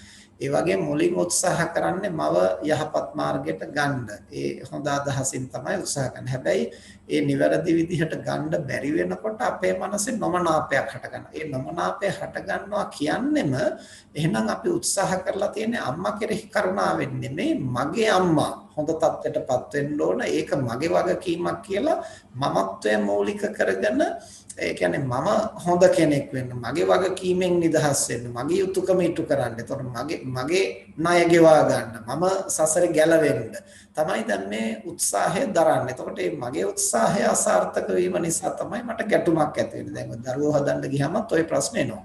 දරුවා කෙරෙහි කරුණා මෛත්‍රිය නෙමෙයි. එයා වැරද්ද කළොත් ඒකේ අන්තිම කොන එන්නේ අපේ කරටයි. අපි ඒක හෙව්වේ බැලුවේ නැහැ කියලා. ඉතින් අන්නේ ප්‍රශ්න නිසා තමයි අපි ගොඩක් දේවල් උත්සාහ කරන්නේ. ඉතින් එතනදී අපි ඉන්නේ හොඳ මානසික තත්වයක නෙමෙයි. ඇත්තටම අපි කරන්නේ කරුණා මෛත්‍රියෙන් වගේ අපට පෙනුනට ඇත්තටම කරුණා මෛත්‍රියෙන් නම් අපි ඒක කරන්නේ අපිට එතනදී කෝපයක් ඇති වෙන්නට විදිහක් නැහැ. ඒක අපි මූලිකව තේරුම් ගන්න ඕන. අපිට නැවත උත්සාහ කරනකොට මව හෝ පියා ඒතනටපත් නොවනකොට අපිට නොමනාපයක්, නොසතුටක්, ගැටුමක් ඇති වෙනවා කියන්නේම අපේ මනසේ තිබිලා තියෙන කරුණා මෛත්‍රිය නෙමෙයි, මගේ ණය ගෙවා ගැනීමේ උත්සාහයක්. ඒ කියන්නේ මම ගලවා ගැනීමේ උත්සාහයක් පමණයි. එතකොට ඒක අකුසලයකට මඟ පෑදීමක් වෙනවා. දෙවැනි කාරණය තමයි අපි අම්මා තාත්තා නිවැරදි ධම්මකට ගන්න ඇත්තටම කරුණා මෛත්‍රියෙන් උත්සාහ කළා වුණත් අපි අර මුල් ධම්මෝහවේ රක්කති ධම්මචාරයෙන් කියන ඒවාදී කතා කළා හේතුව සහ ඵලය කියන කරුණු දෙක ගැනම අපි සැලකිලිමත් වෙන්න ඕන. චේතනාහම් භික්කවේ කම්මං වදාමි කියලායි බුදුහාමුදුරුවෝ දේශනා කරන්නේ. මගේ චේතනාව හොඳයි කියන කාරණයෙන් විතරක් අපිට සෑහීමටපත් වෙන්න බෑ. අම්බලට්ටික රාහුලෝවාද සූත්‍රයේදී බුදුහාමුදුරුවෝ දේශනා කරනවා න අත්තබ්භ්‍යාබාදාය සංවත්තති න පරබ්භ්‍යාබාදාය. තමන්ටත් අනර්ථයක් නොවෙන්න ඕන, අනුන්ටත් අනර්ථයක් නොවෙන්න ඕන. ඒ කියන්නේ තමන්ගේ සිත පිරිසිදු වෙන්නත් ඕන, කරන ක්‍රියාවෙන් ලෝකෙට හානියක් නොවෙන්නත් ඕන. එතකොට දැන් මව හෝ පියා යහමගට ගන්න නම් උත්සාහ කරන්නේ ඒ හොඳ හිතින් කටයුතු කරන්න ගිහිල්ලා ඒ අම්මා තාත්තගේ හිත රිදිලා ඒගොල්ලෝ තවදුරටත් ධර්ම මාර්ගයෙන් ඈත් වෙනවා නම් එතකොට චේතනාව හොඳ වුණාට ප්‍රතිඵලය හොඳ වෙලා නැහැ. එහෙනම් ඒකට හේතුව තමයි ප්‍රඥාවෙන් ක්‍රියාව හසුරුවා ගන්නට මම දක්ෂ වෙලා නැහැ. එතකොට උදාහරණයක් හැටියට ගත්තොත් අපි හිතමු දැන් යම්කිසි කෙනෙක් අනුන්ට දැන් තව කෙනෙක් වැටෙන්න යනවා. එයා වැටෙන්න යනකොට එකපාරට එයාව අල්ලගන්න ඉස්සරහට පනිනවා. පනිනකොට ළඟ තිබිච්ච මේ ගලේ පය වැදිලා තමන් වැටෙනවා බිමට. එතකොට දැන් අපිට කියන්න පුළුවන් මම හොඳ අදහසින් තමයි උත්සාහ කළේ. අදහස හොඳයි. හැබැයි ਵਿਚාරපූර්වක වෙලා නැහැ. ਵਿਚාරපූර්වක නොවුණු නිසා තමයි තමන් පය පැකිట్లా වැටලා කකුල කඩා ගන්න සිද්ධ වුනේ. එතකොට ඒක අනුන්ට උදව් කරන්න ගිහිල්ලා අන්තිමට මගේ කකුලයි කැඩුනේ කියලා හරියන්නේ නැහැ. එතන හොඳ චේතනාවක් තිබුණා අනුන්ට උදව් කරන්න. හැබැයි ඒ චේතනාව ක්‍රියාත්මක කරද්දී අවශ්‍ය තරම් ਵਿਚාරපූර්වක වුණේ නැහැ. විචාරපූර්වක නැති නිසා තමන්ට අනතුරක් සිද්ධ වුණා. අන්න ඒ වගේ දරුවාගේ යහපත වෙනුවෙන් මව්පියන්ගේ යහපත වෙනුවෙන් උනන්දු වෙනකොට ඒ උත්සාහය හොඳයි. එහෙම නැත්නම් ඒ අදහස හොඳයි. අදහස හොඳ වුණාට ඒ දරුවා හෝ මව්පියෝ හෝ නිවැරදි මඟට ගැනීමේ උපාය මාර්ගය මොකක්ද කියන එක ප්‍රඥාවෙන් ਵਿਚාරපූර්වක තේරුම් අරගෙන ක්‍රියා කරන්න බැරි වුණොත් අන්තිමට හානියක් කරගන්න. එතකොට ਵਿਚාරපූර්වක නොවි හරි මම මේක කරන්න ඕන කියලා දඟලන්නේ මොකටද? අම්මා තාත්තා කෙරෙහි කරුණාවෙන් නෙමෙයි තමන්ගේ වැඩේ පිරිමහ ගන්න තමන් එතනින් ගැලවෙන්න. ඉතින් ඒ නිසා ඉබඳු තැන්වලදී අපිට නොදැනුවත්ව වංචක ධර්මයකින් අපේ මනස රැවටෙනවා. එතනදී අපි පරිස්සම් වෙනවා. අනිත් එක තමයි අපි ලෝකේ අනිත් අයත් එක්කලා සංසන්දනය කරනවා. අර අම්මා තාත්තා මෙහෙමයි, මේ අම්මා තාත්තා මෙහෙමයි, මේගොල්ලෝ මෙච්චර වැඩි හිටියෝ වෙලත් ඇයි මේගොල්ලන්ට බැරි? වැඩිහිටි බව කියන එක වයස්ගත වීමේ කාරණයක්. ඒක ඉර පායලා ඉර බහලා යනකොට කොහොමත් වයසට යනවා. හැබැයි කොච්චර වයසට ගියත් ඒගොල්ලන්ගේ සාංශාරික විඥාණය ප්‍රඥාව කොච්චර වැඩිලා තියද නැද්ද කියන කාරණේ වෙනම කාරණයක්. දැන් සමහර අය අවුරුදු 7ේදී රහත් වෙලා තියෙන්නේ. ඉතින් අවුරුදු 7ේදී සමහරු රහත් වුණා කියලා හැමෝම අවුරුදු 7ේදී රහත් වෙන්න ඕන කියලා නියමයක් නැහැ. එහෙම නියම කරන්න බෑනේ. එතකොට ඒ දරුවා අවුරුදු 7 වෙනකොට ප්‍රඥාව අවදි කරගන්න සමත් වුණා. සමහර අය අවුරුදු 97 වෙනකොටත් ප්‍රඥාව අවදි නොවෙන්න පුළුවන්. ඒගොල්ලන්ගේ සාංශාරික පුහුණුව. එතකොට තමන්ගේ අම්මා වෙච්ච පමණින් තමන්ගේ තාත්තා වෙච්ච පමණින් ඒගොල්ලෝ තුල සද්ධාව, සීලය, ත්‍යාගය, ප්‍රඥාව වැඩි යුතුමයි කියලා එහෙම අපිට බල කරන්න බෑ. අපි ඒ සඳහා උත්සාහ කරන්න ඕන. උත්සාහ කරනකොට වැඩෙන නොවැඩෙන ප්‍රමාණය ඒගොල්ලන්ගේ ප්‍රමාණය. ඒක අපිට පිළිගන්න පුළුවන් වෙන්න ඕන අපි තුල අවංක කරුණා මෛත්‍රියක් තියෙනවා. දැන් දේවදත්ත හාමුදුරුවන්ට කරුණා මෛත්‍රියෙන් උපදෙස් දෙනකොට මඟ පෙන්නනකොට ඒක ක්‍රියාත්මක කළේ නැහැ කියලා බුදුහාමුදුරුවෝ කෝප වුණේ නැහැනේ. ඒ කෝප වුණේ නැත්තේ උන්වහන්සේ කෙලෙස් නැසලා තියෙන නිසා විතරක් නෙමෙයි. බෝසත් කාලෙත් එහෙම කෝප වුණේ නැහැ. ඇයිද කෝප වුණේ නැත්තේ? ඉතින් ඒකට තමන් කෝප වෙලා වැඩක් නැහැ. තමන් උත්සාහ කරනවා අනිත් කෙනා සුමගට ගන්න. අනිත් කෙනාට එතනට එන්න හයිය නැතිනම් ඉතින් ඒක තමන්ගේ දෝෂයක් නෙමෙයි. එතකොට ඒක තමන්ගේ දෝෂයක් හැටියට තමන් කරට ගන්නේ මොකක් නිසාද? අර වංචනික වශයෙන් අපේ මනසේ මතුවෙනවා. දැන් මම මේ ණයෙන් නිදහස් වෙන්න ඕන කොහොම හරි මේ ජීවිතේ දැන් මම ණය ගෙවන්න හදනවා. මේගොල්ලෝ ඒකට අනුකූල වෙන්නේ නැහැ කියලා අර අපේ කාර්ය කර ගැනීමට ඒගොල්ලන්ගෙන් සහයක් නොලැබීමේ හේතුවෙන් තමයි අපි ගැටෙන්නේ. ඒ නිසා තමන් ණය ගෙවන කතන්දරේ පැත්තකින් තියලා අම්මා තාත්තා කෙරෙහි කරුණා මෛත්‍රියෙන් යුක්තව ඒගොල්ලන්ට සද්ධා සීල ත්‍යාග ප්‍රඥා ත්‍යාග සුත ප්‍රඥා කියන මේ කාරණා දියුණු කරගන්න උදව් කරන්න පුළුවන් නම් අවංක කරුණා මෛත්‍රියකින් සහ ප්‍රඥාවකින් අන්නේ දරුවා හැබෑවටම ණය ගෙවුවා වෙනවා. අරගොල්ලෝ ඒකෙන් වඩව ගන්න ප්‍රමාණය ඒගොල්ලන්ගේ ශක්තිය මත තීරණය වෙනවා. ඒක වඩවා ගන්නවද නොවඩා ගන්නවද කියන එක ඒගොල්ලන්ගේ වැඩ. හැබැයි කරුණා මෛත්‍රියෙන් ඒ සඳහා උනන්දු වීම අපේ වැඩ. එතකොට ඒගොල්ලෝ කරුණා ප්‍රඥාව දියුණු කරගත්තොත් විතරයි අපි ණයෙන් නිදහස් වෙන්නේ කියන කතාවක් ඇත්තේ නැහැ. ඒක ඒගොල්ලන්ගේ වැඩන්නේ. එතකොට අපි කරුණා මෛත්‍රියෙන් උත්සාහවත් වෙනවද කියන එක මතයි අපේ පැත්ත සම්පූර්ණ. ඒකට කරුණා මෛත්‍රියෙන් උත්සාහ කරනවා වෙනුවට අපි සියුම් විදිහට මගේ ණය ගෙවා ගන්න කියලා වංචක ධර්මයක රැවටුනොත් අපිට ණය ගෙවන්න නෙමෙයි අමතර තව කර්මයක් හදාගන්න එතනදි සිද්ධ වෙනවා. දැන් ඔය අපි විතර කතා කරන කාරණයක් නේ දන් දීම සම්බන්ධව. දානයේදී මූලික විය යුත්තේ මගේ ශක්ති ප්‍රමාණයෙන් ලබන තැනත්තා සුවපත් කිරීම. එතකොට හාමුදුරුවෝ දානෙ ටික පිළිගත්තේ නැහැ. අපේ දානේ දවසට තවත් දානයක් ගෙන්න ගත්තා. එතකොට අපේ දානෙට හාමුදුරුවෝ වැඩියේ නැහැ. ඔය වගේ ප්‍රශ්නත් එක්ක මිනිස්සු හිත නරක කරගන්නේ ලබන තැනත්තා සුවපත් කරන්න නෙමෙයි දන් දීලා තියෙන්නේ. ඒක දීලා මට පින් සිද්ධ කරගන්න. එතකොට ඒ තෘෂ්ණා මූලික අදහස නිසායි අපේ මනස එහෙම ගැටෙන්නේ. ඒ වගේම ප්‍රශ්නයක් තමයි සූක්ෂම විදිහට ඒ අම්මා තාත්තා සුමගට යොමු කරනවා කියන තැනදිත් ඇති වෙන්නේ. ඒ නිසා ඒවා හරිය පරිස්සමින් කරන්න ඕන. ඒ වේදී අපේ මනස ගැන අපි විශේෂයෙන් සැලකිලිමත් වෙන්නත් ඕන. ඒ වගේම අපට ඕන විදිහට අපට ඕන වෙච්ච පමණට අනිත් අය සකසන්න බෑ කියන එකත් මතක තියාගෙන ඒගොල්ලන්ට ඔරොත්තු දෙන ප්‍රමාණයෙන් අපි සකසන්න. මොකද ඒක කරන්න ගිහිල්ලා තියනටත් වඩා මේ පළුද්දක් ඇති කරගෙන ගන්න එක සුදුසු නෑ නේද? සමහර වෙලාවට gedara බිරිඳ දහමට යොමු වෙලා ඉන්නවා. සැමියා දහම් මගට යොමු වෙලා නැහැ. ඒතර බිරිඳ කොච්චර හරි සැමියාට කරදර කරනවා බණ අහන්න පන්සල් යන්න මෙහෙම කියලා. එතකොට ඕක නැවත නැවත කියනකොට අර මනුස්සයට තිත්ත වෙනවා. එතකොට ඒක ඇහෙනකොටත් තරහ එනවා. ඊට පස්සේ බිරිඳ කියන්නේ මේගොල්ලන්ට හොඳ දෙයක් කියන්නත් බෑ තරහ ගන්නවා. අසත්පුරුෂයෝ කියලා තමයි හිතන්නේ. ඒ මිනිස්සයා ඒ தත්වෙට කුපිත වෙන தත්වෙටපත් කරන්නේ අර බිරිඳ විසින්. නැවත නැවත අර අකමැති දේ අකමැති විදිහෙන් නැවත නැවත කියලා. එතකොට සැමියා ධර්මයකට යොමු කරන්න ඕන නම් ඒ සැමියාගේ ස්වභාවයේ තේරුම් අරගෙන එයා හිතන පතන හැටි තේරුම් අරගෙන ඒකට උපායශීලී වෙන්න ඕන. අන්න ඒ වගේ අම්මා තාත්තාගේ හිත රිද්දලා ගැටිලා ඒගොල්ලෝ යහමකට ගන්න බෑ. ඒගොල්ලෝ සිතන පතන විදිහ තේරුම් අරගෙන අපි තාම උපායශීලී වෙන්න ඕන. ඒ අය යහමකට යන්න ඒ සඳහා අපට ලොකු කරුණාවක් සහ ලොකු ප්‍රඥාවක් තියෙන්න ඕන. එහෙම නැති අවස්ථාවල අපි නොදැනුවත්වම යම්කිසි අකුසලයකට මඟ පාදා ගන්න පුළුවන්. ස්වාමිනාන්ට දැන් එහෙම අකුසලයක් වෙලා තියෙනවා නම් ඒ සඳහා කළ යුතු ප්‍රතිවිරුද්ධ කුසල් මොනවාද ස්වාමිනාන්ට? ඒවට ඉතින් අම්මා තාත්තා ජීවත්ව ඉන්නවා නම් ඒගොල්ලන්ගෙන් සමාවක් ගන්න පුළුවන්. සමාවක් අරගෙන ඒගොල්ලන්ගේ හිත නොරිදෙන හැටියට හැකිතරමට අපි සංග්‍රහ කරලා ඒගොල්ලන්ගෙන් ආශිර්වාදයක් ලබන්න පුළුවන්. ඊළඟට වෙනත් වැඩිහිටියන්ට සංග්‍රහ කරන්නට පුළුවන් කරුණා මෛත්‍රී යුක්තව. මඳු කුසල් ඉතින් අපට උපකාර වෙනවා. ඒ වගේම මේ ප්‍රතිවිරුද්ධ කුසල් කරනවටත් වඩා එතනදි වැදගත් කාරණේ තමයි තමන් එහෙම ගැටුනේ මොන විදිහේ මානසික තත්ත්වයක් නිසාද කියලා හොයලා බලලා ඒ දුර්වලකම හදාගන්න එක. මොකද අකුසලයට කුසලයක් කරලා පිළියම් යදුවට ඒ දුර්වලකම අපි සතුව තියෙන තාක්කල් සසරේ නැවත නැවත ඒ දුර්වලකම මතුවෙලා තවත් අකුසල් වෙන්න පුළුවන්. ඒ නිසා එතන සකසා ගැනීම අත්‍යවශ්‍යයි. බොහොම පැහැදිලි ස්වාමීන් වහන්සේලා තෙරුවන් සරණයි. බුද්ධිනේ ආත්මීය අවසරයි ස්වාමීන් වහන්සේ.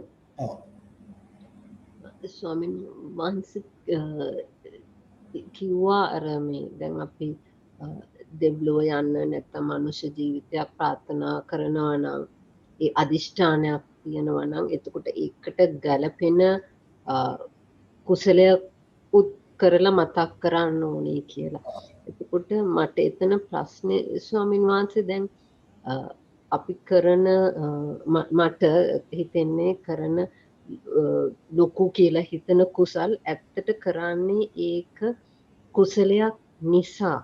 ඒ කියන්නේ බණ අහලා මේක ලොකු කුසලයක් කියලා. එතකොට සාමාන්‍යයෙන් අපේ දියුණුව මගේ දියුණුව සඳහා තමයි එහෙම කුසලයක් කරන්නේ. අර වෙන අතකින් නිකං කරුණාවට මොන හරි කරත් ඒක එහෙම හිතේ මතකයක් නෑ ගොඩක් වෙලාවට. ඒක කරා එතනින් ඉවරයි. ඒක තමයි අපි කරන කුසල් වල ලොකුම දුර්වලකම. අපි බාහිර ක්‍රියාව හොඳට හසුරුවලා තියනවා දක්ෂ විදිහට, විචිත්‍ර විදිහට. නමුත් මනෝභාවය අවශ්‍ය තැන නැහැ. එතකොට ගොඩක් වෙලාවට ඥාන සංප්‍රයුක්තව නෙමෙයි අපි කුසල් කරන්නේ. ඉතින් ඔය ගැටලුව හුඟක් තියෙනවා. ඒ නිසා තමයි ගොඩක් දෙනා ඥාන සංප්‍රයුක්ත, ඒ කියන්නේ ඥාන සංප්‍රයුක්ත නොවුනොත් ඒ කුසලය ත්‍රි හේතුක නැහැ. එතකොට අලෝභ ද්වේෂ විතරයි යෙදিলা තියෙන්නේ. එතකොට ත්‍රි හේතුක නොවේ නම් ඒ කුසලයේ උපන්නහම ඒ උත්පත්තිය ත්‍රි හේතුක උත්පත්තියක් නෙමෙයි. ඒ කියන්නේ ඥාන සංප්‍රයුක්ත උත්පත්තියක් නෙමෙයි. ඒ උත්පත්ති සිතේ ප්‍රඥාව නැහැ. එතකොට ඒ බඳු කෙනෙකුට ප්‍රඥාව දියුණු කරන්න බෑ. ඒ ගැටලුව තමයි තියෙන්නේ. ඉතින් වර්තමානයේ ලෝකේ උපදින වැඩි හරියක් දෙනා ත්‍රි හේතුක උත්පත්ති නෙමෙයි ද්වි හේතුක උත්පත්ති. ඒගොල්ලන්ට ඉගෙන ගන්න පුළුවන්, තර්ක විතර්ක කරන්න පුළුවන්, බුද්ධිය තියෙනවා. හැබැයි මේ හේතුඵල ත්‍රිලක්ෂණ චතුරාර්ය සත්‍ය ආදී සූක්ෂම කාරණා සියුම් විදිහට හඳුනා ගැනීමේ ඥානය. වෙනත් වචනයකින් කියනවා නම් මේ ලෝක ධර්මතා, ස්වභාව ධර්මය නිවැරදිව තේරුම් ගැනීමේ සියුම් ඥානය ඒගොල්ලන්ට අවදි කරන්න පහසු නැහැ. ඒවා දැනුමක් හැටියට ගන්න පුළුවන්. ප්‍රඥාවෙන් ස්පර්ශ කිරීමේ ශක්තිය නැහැ. අර ත්‍රි හේතුක එහෙම නැත්නම් ඥාන සංප්‍රයුක්ත කුසලයක් නොවේ නම්. ඉතින් ඒ නිසා අර සම්මත වශයෙන් ලොකුයි කියන කටින පින්කමක් මම කරලා තියනවා කියලා හිතුවට වැඩක් නැහැ. ඒක සම්මත වශයෙන් ලොකු පින්කමක් තමයි. හැබැයි එතනදී අපේ මනෝභාවයන් කොතනද තිබුණේ? මම මොන හැඟීමෙන්ද කළේ? ඒකයි වැදගත් වෙන්නේ. ඒ නිසා කටින පින්කමක් කියන එක අපි හරියට කරලා නැත්නම් අනුතරමේ මල් ටිකක් පූජා කරපු එකක් අපිට හරියට බුදු ගුණ සිහි කරගෙන අවංකව බුදුරජාණන් වහන්සේට කරන පූජාවක් හැටියට, ගෞරවයක් හැටියට, උපහාරයක් හැටියට එක මල් කීපයක් පූජා කරපු අවස්ථාවක්වත් හරියට තියනවාද? ඉතින් එහෙම නැතිනම් දැන් හරි එහෙම හිතලා කල්පනා කරලා හරියට බුදු ගුණ සිහි කරගෙන එහෙම නැත්නම් කරන පින්කමේ අර්ථය හඳුනාගෙන කරන්නට උත්සාහ කරන්න. ඉතින් එහෙම තමයි අපිට ඒවා සකස ගන්න වෙන්නේ. වෙන කරන්න දෙයක් නැහැ.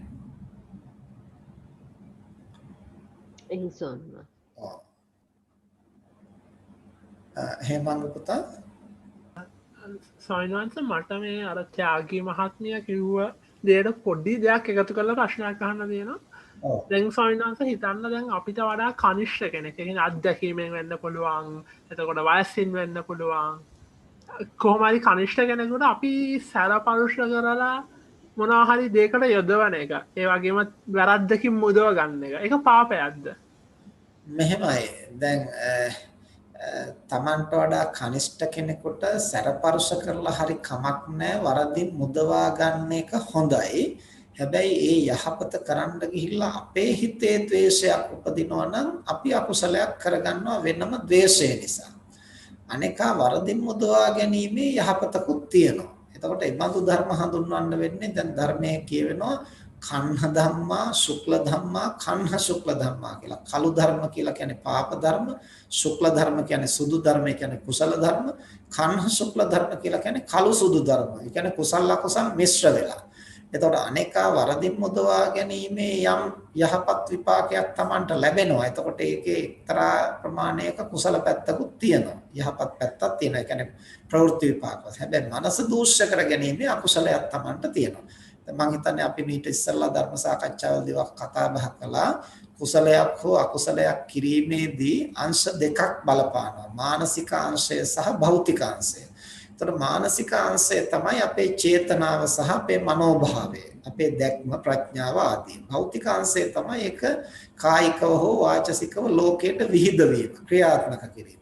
එතකොට භෞතික අංශයේ වශයෙන් අනේකාට කෑ ගහලා බැනලා ටොකු වෙනලා අනේකා වරදින් මුදවාගෙන තියෙන. ඒතර භෞතික ක්‍රියාවලිය හොඳයි. හැබැයි මනෝභාවය ද්වේෂ මූලිකයි.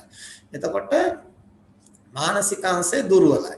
ඒතර මානසික අංශය දුර්වල වුණාන් පස්සේ දුර්වල වූ කර්මය දුර්වල උපතක් ලබා දෙන්න හේතු වෙනවා. දුර්වල මානසික තත්ත්වයක් ඇති වෙන්න හේතු වෙනවා. උපදින ආත්ම භාවවල ඒතනත්තා ද්වේෂාධික චරිතයක් බවට පත් වෙන්න. ඒ වගේ මේ ද්වේෂය මරණාසන්න මොහොතේ මතුණු දුගතිය උපදින්න ඒක හේතු වෙනවා. හැබැයි අර අනේකා වරදින් මුදවා ගැනීම කර්මය ඒක භෞතික කාරණයක්. එතකොට ඒක භෞතික විපාක ඇති කරන්නට සමත් වෙනවා. ඒකට කියනවා ප්‍රවෘත්ති විපාකයි කියලා. අර උත්පත්තියට හේතු වෙන එක කියනවා ප්‍රතිසන්දි විපාකය කියලා.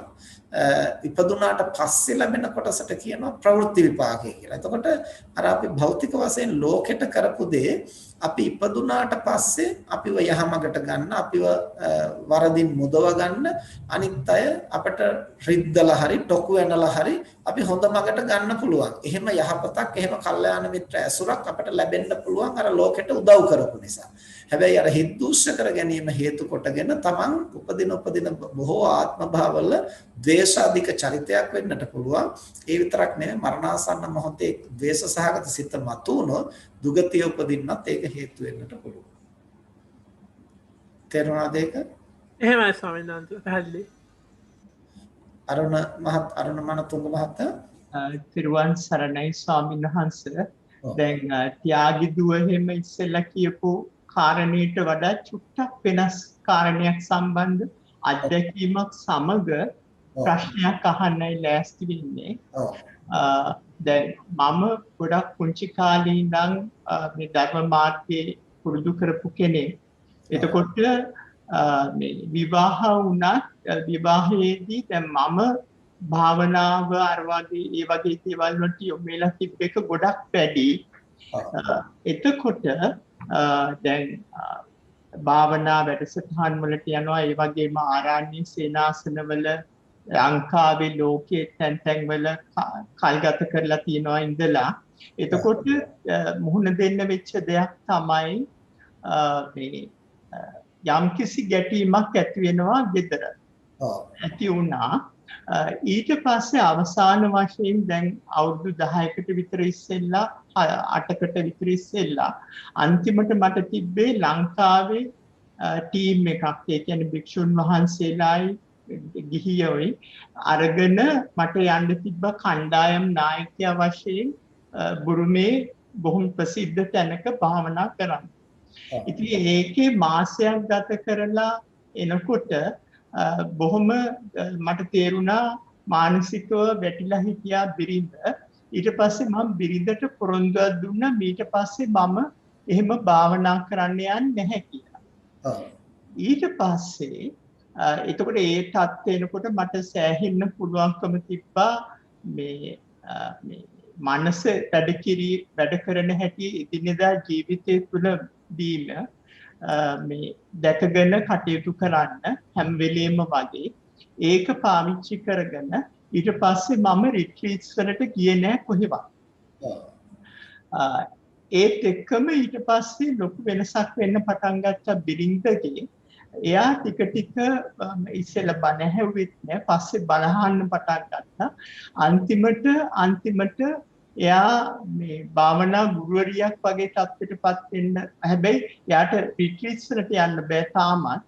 ඒ වුණාට බොහොම හොඳ තත්ත්වයක් ගෙදරත් ඇති වුණා.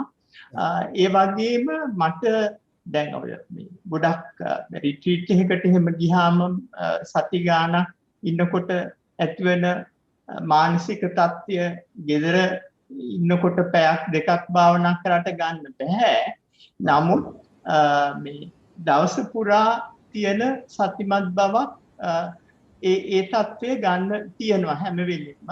ඒ අනුව හිතත් බොහොම පිරිසිදු බව වැඩි. මොකද ගැටීම ඇතුළත ඇති වෙන්නේ නැහැ ගෙදර ඇතුළත. ඒක තියෙන්නේ. ඉතින් මම අහන්න තියෙන ප්‍රශ්නේ තමයි එතකොට රිට්‍රීට්ස් නැතුව මෙහෙම දිගටම ගියාට මට හිතෙනවා කමක් නැහැ කියලා. ඒක ගැන මොකක් හරි කියන්න තියෙනවා. ඇත්තටම දැන් අන්න ඒ වගේ දැන් අපිට සමහර අවස්ථාවලදී අනිත් කෙනා යහමගට ගන්න අපිට පොඩ්ඩක් පසුබාන්නත් සිද්ධ වෙන අවස්ථා තියෙන උපායක් හැටියට. ඒ කියන්නේ දැන් අනිත් කෙනා වලට වැටිලා නම් ඉන්නේ අපි ගොඩ ඉඳලා අපි උඩ ඉන්නේ අයියෝ මඩේ ඉන්නේ මෙහෙට එන්න කියලා කෑ ගැහුවට හරියන්නේ නැහැ. අපිට සමහරට පොඩ්ඩක් එතනට බැහැලා එයා අපිත් එයත් එකයි ඉන්නේ කියන බව දනවලා පොඩ්ඩක් උඩට අරන් එන්න සිද්ධ වෙන්න පුළුවන්. ඉතින් ඒ වගේ දේවල් උපාය මාර්ගෙ. ඉතින් එතෙන්දී අපි පරිස්සම් වෙන්න ඕන. අපි මඩට බැස්සෙන් පස්සේ අපිත් ඒ වලටම වැටිලා ආයෙ නැගිට ගන්න බැරි වෙනවා නම් ඉතින් අපිට අනිත් අය ගොඩ ගන්න අපි තුල හයිය නැහැ.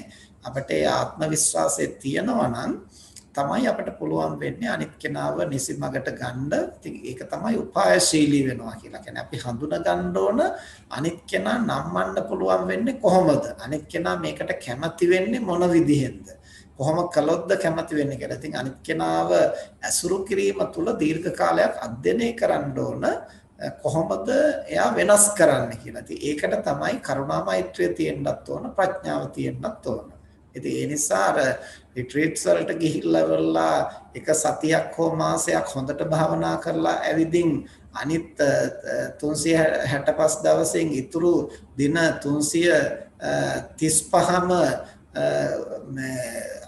අපායක් වගේ මෙතන ගැටුම් නැති කරගෙන හිත නරක කරගන්නවට වඩා අර දින 30 පැත්තකින් තියලා මේ 365 දවසම හොඳ මානසික තත්වයෙන් අපිට සිහිය ප්‍රඥාව පවත්වගෙන අනිත් කෙනත් ගොඩ අරගෙන අබුසමියන් හැටියට දෙන්නම හොඳ ප්‍රශස්ත මට්ටමින් පවතිනවා කියන එක ඊටාම ඥානවන්ත ක්‍රියාවක්. එතනදී අපිට අර පොඩි පරිත්‍යාගයක් කරන්න සිද්ධ වෙනවා. නමුත් ඒකට වඩා මේක වැදගත් වෙනවා එක තත්වෙන් පවත්වාගෙන යන්න. එහෙමයි ස්වාමීන් වහන්සේ. ඒ වගේම තේරෙනවා ඥාන සංප්‍රයුක්ත බව සහ දවස පුරා තියෙන සිතේ පිරිසුදු බව පෙරට වඩා පැහැදිලිවම වැඩි. පෙරවන් සරණයි. ඒකට පවුල තුල පසුබිම හදා ගැනීම විශේෂයෙන් වැදගත් වෙනවා. ඉතින් මව්පියන් සම්බන්ධ වුණත් අපිට ඒ කාරණේ තමයි තේරුම් ගන්නට තියෙන්නේ. අම්මා තාත්තා නිසිමඟට ගන්න අපිට සමහර වෙලාවට ඒගොල්ලෝ ඉදිරියේ නැවෙන්න සිද්ධ වෙනවා.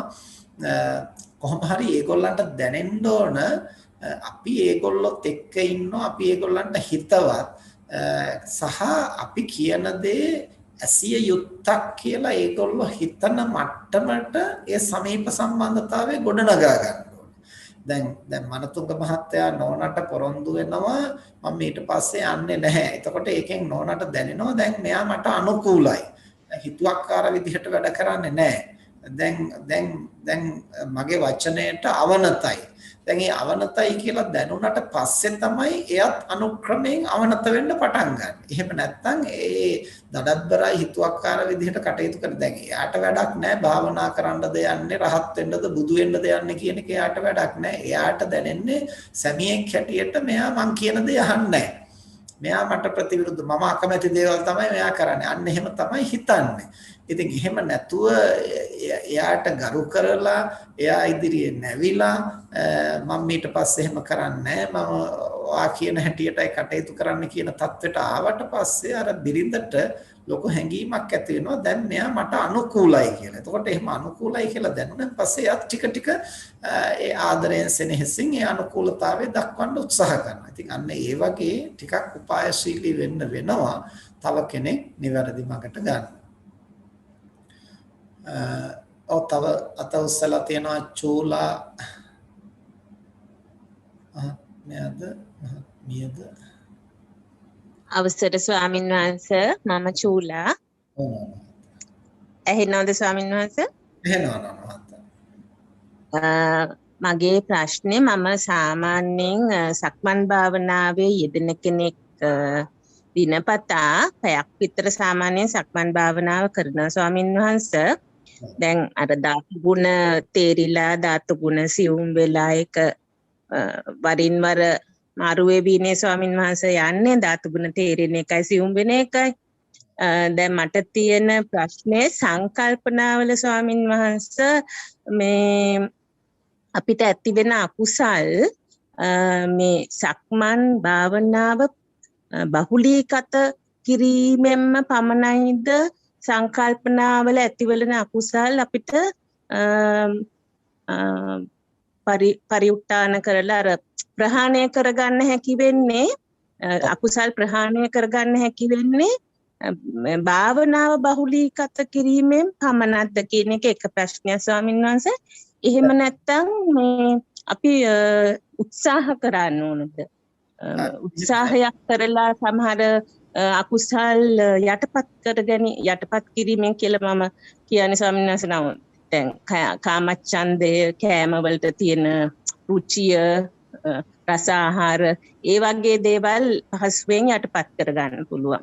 නමුත් සමහර දේවල් තියෙනවා ද්වේෂ සහගත සිතුවිලි, පොඩි නොරිස්සුම්කම්, අමනාපකම් ඒවා ඉබේම ඇති වෙනවා සමහර වෙලාවට සංසාර පුරුද්ද නිසා. ඒකට ඒ වගේ දේවල් සක්මන් කියන්නේ කායානුපස්සනාව.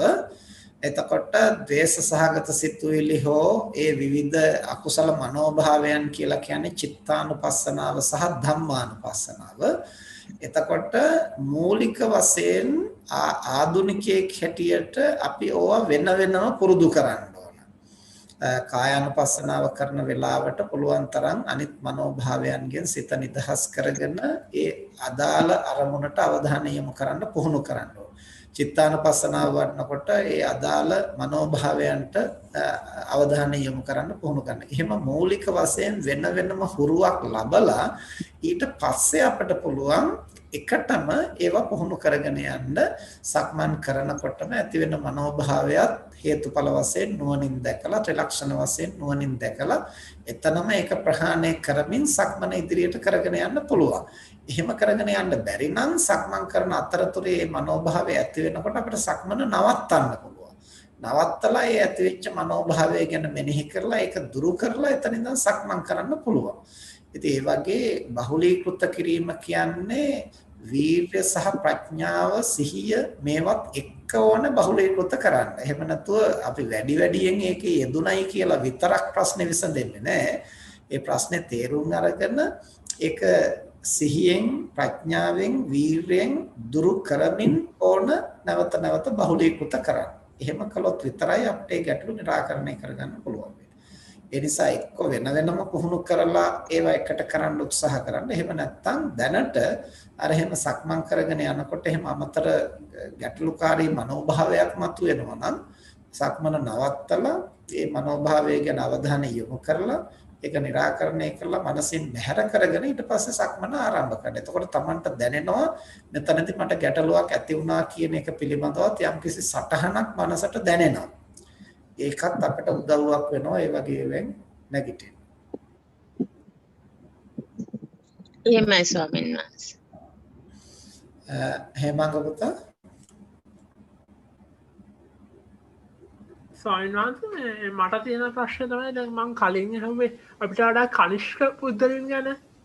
මට දැන් තියෙන ප්‍රශ්නේ තමයි අපිට වඩා ජ්‍යෙෂ්ඨ කෙනෙක් දැන් හදිසියෙ දැන් වැරද්දක් කරනවා කියලා හිතන ස්වාමීන් වහන්සේ. එතකොට දැන් දැන් මට තියෙන මේ පෞද්ගලික අත්දැකීමක් තමයි මගේ මාමා මං ගැන කියන දේ කවදාවත් අහන්නේ නැහැ ස්වාමීන් වහන්සේ. අපේ අම්මගේ පැත්තේ අම්මගේ මල්ලි ඉගෙන මං හොඳක් කිව්වත් නරකක් කිව්වත් හැමතිස්සෙම මගේ මාමා කියන්නේ ඔයා පොඩි, ඔයා දන්නේ නැහැ. ඔයා පොඩි හින්දා ඔයාට මන්තර වර්තන අත්දැකීම් නැහැ. ඒක හින්දා ඔයා කට වහගෙන ඉන්න. අන්න එහෙමයි කියන්නේ.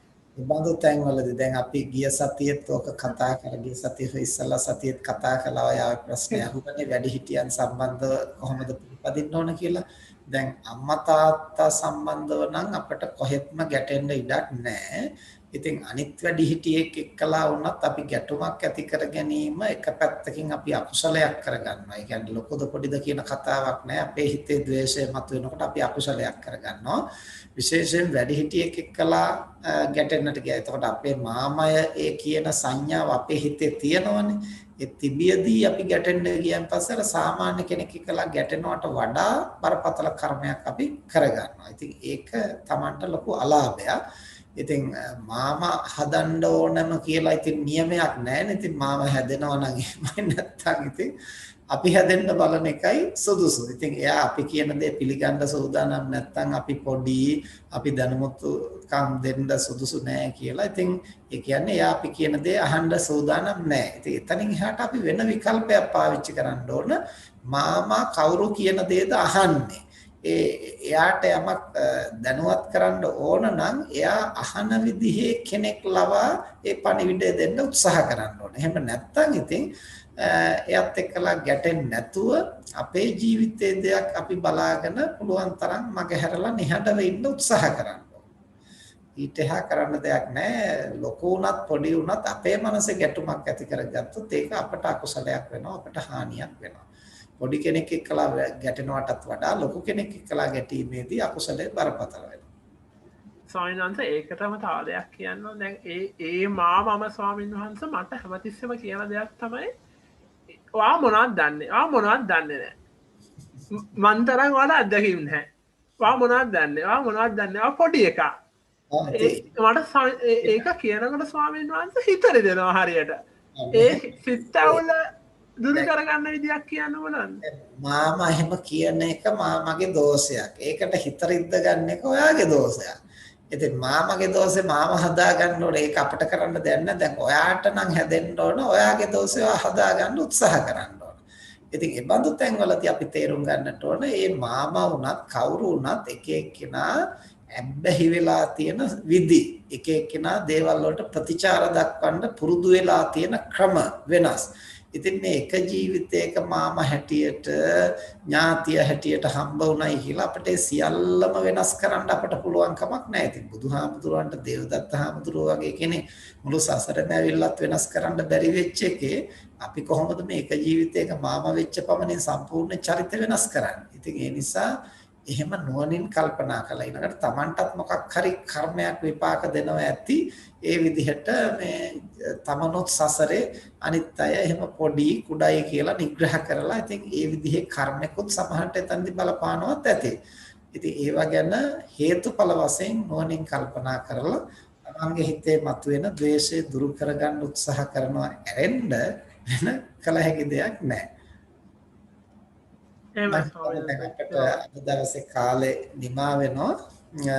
තව මොනවා හරි ගැටලු අත්‍යවශ්‍යව තියෙනවද කෙටියෙන් කතා කරන්න නැත්නම් ඊළඟ සතියේ යොමු කරනවද? අවසරයි සම්මානත අනුරුද්ධහාරෝ අපිට ලබන සතියේ ඉඳලා පුළුවන් ඉරිදට ධර්ම සාකච්ඡාව යොදා ගන්න. හරි. එතකොට අපි කොහොමද අපි වෙනවා පෙරපරාද ආරිත දාස්තන කියනවා ඒ කැමති ඒක ඉතිපස්සේ පුළුවන් නැහැ ඒක පුරවන්න පුළුවන් ඒක බලලා කරනවා අපි ඉඳලා කරනවා කියන්නේ මොකක්ද මට පැහැදිලිව තේරුන්නේ නැහැ කියපු ටික. මේ ෆෝම් එකක් හදලා දාලා තියෙනවා. ඔව්. අන්න ඒක දැන් මේ දාලා තියෙන සෙනසුරාදා ඉරිදා පහසු අයට ඒ දවස් ටික තෝරගන්න අර සම්දෙක් විමසනවා වගේ. ඔව්. ඉතින් ඒක අනුව බලනවාද නැත්නම් තාසෙට පහසුතාවයක් තියෙනවද ඉරිදා කරන්න? මට ලබන සතියේ ඉඳලා ඉරිදට පුළුවන්. දැන් ලබන සතියේ ඉරිදා කියන්නේ මැයි 2 වෙනිදා. එතකොට එතන ඉඳලා දිගට මට ඉරිදට දාගන්න පුළුවන්. අතරතුරේ කලාතුරකින් දවසක් අපිට සම්බන්ධ වෙන්න බැරි වෙයි. ඉතින් ඒක සෙනසුරාදා වුණත් සමහර දවස් හදිසියෙ දෙනවනේ. එහෙම සම්බන්ධ වෙන්න නැති දවස් මම කල්ැතුව කියන්නම් අපිට සාකච්ඡාව එදාට විතරක් අපි తాවකාලිකව නවත්තන්න. අනිත් දවස්වල ගැටලුවක් නැහැ. එතකොට හැම දිනාටම ඉරිදා පහසු නම් අපිට ඉරිදා දාගන්න පුළුවන්. මොකද කරන්නේ? එතකොට ලබන සතියේ ඉඳලාම ඉරිදා තීරණය කරනවද? ඔය ෆෝම් එක පුරවන හැටි බලලා තීරණය කරනවද? තමයි දැන් ඔක මේ ගෲප් එකට දාලා තියෙනවා මේ කට්ටිය රුචි අරුචිකම බලලා කරමු කියලා. එහෙනම් ලබන සතියේත් අපි සෙනසුරාදාට මේ යොදා ගන්නවද? එහෙමයි. එහෙනම් අපි ලබන සතියේත් සෙනසුරාදාමයි කරන්නේ. ඒ කියන්නේ මැයි මාසේ 1 වෙනිදා. එහෙමයි. හොඳයි අපේ. එහෙනම් අද දවසේ සම්බන්ධ වුණු සියලු දෙනාටම අපේ අනුරුද්ධ හාමුදුරුවෝ ඇතුළු සියලු දෙනාටම රත්නත්‍රය ආශිර්වාදේ ලැබේවා ධර්මඥානෙ දිනු වේවා කියලා ආශිර්වාද කරනවා. මේ ධර්ම සාකච්ඡාමය කුසලයේ අපි හැම දිනාටම නිවන් පිණසම හේතු වේවා කියලා ප්‍රාර්ථනා කරනවා. එන්න ස්වාමීන් වහන්සේටත් මේ ධර්ම දානමය කුසලයේ සානත් ප්‍රාර්ථනා කරන බෝධි සෝචය අවබෝධ කරගෙන ලෝකසත්‍යයේ තවත් ධර්ම ඥානෙ දෙන්නට පාරමිතාවක් බවනපත් වේවා සිද්ධාත මෙතිස් වලින් චිත්ත ශාන්තියක් යාපතක් වේවා කියලා අපි ආශිර්වාද කරනවා. එහෙනම් ලබන සතියේ ධර්ම සාකච්ඡාව පැවැත්වෙන්නේ මේ මාසේ පළමුව. අපි මාතෘකාවක් ගන්නවද මේ මාතෘකාවම ගෙනියනවද? මේකේ තව අපිට කතා කරන්න ලොකු දෙයක් නැහැ නේද? අපේ හැමදෙරෝ එහෙම මේ ගෲප් එකට දාන්න සුදුසු මාතෘකාවක්.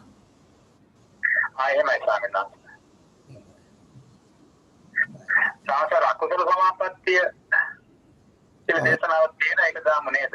ඒක හොඳයි නේද? එහෙමයි. එහෙනම් මම ඒක දාන්න කියනවා. හොඳයි. හොඳයි. හොඳයි සාසර පෙරස්සන්නයි.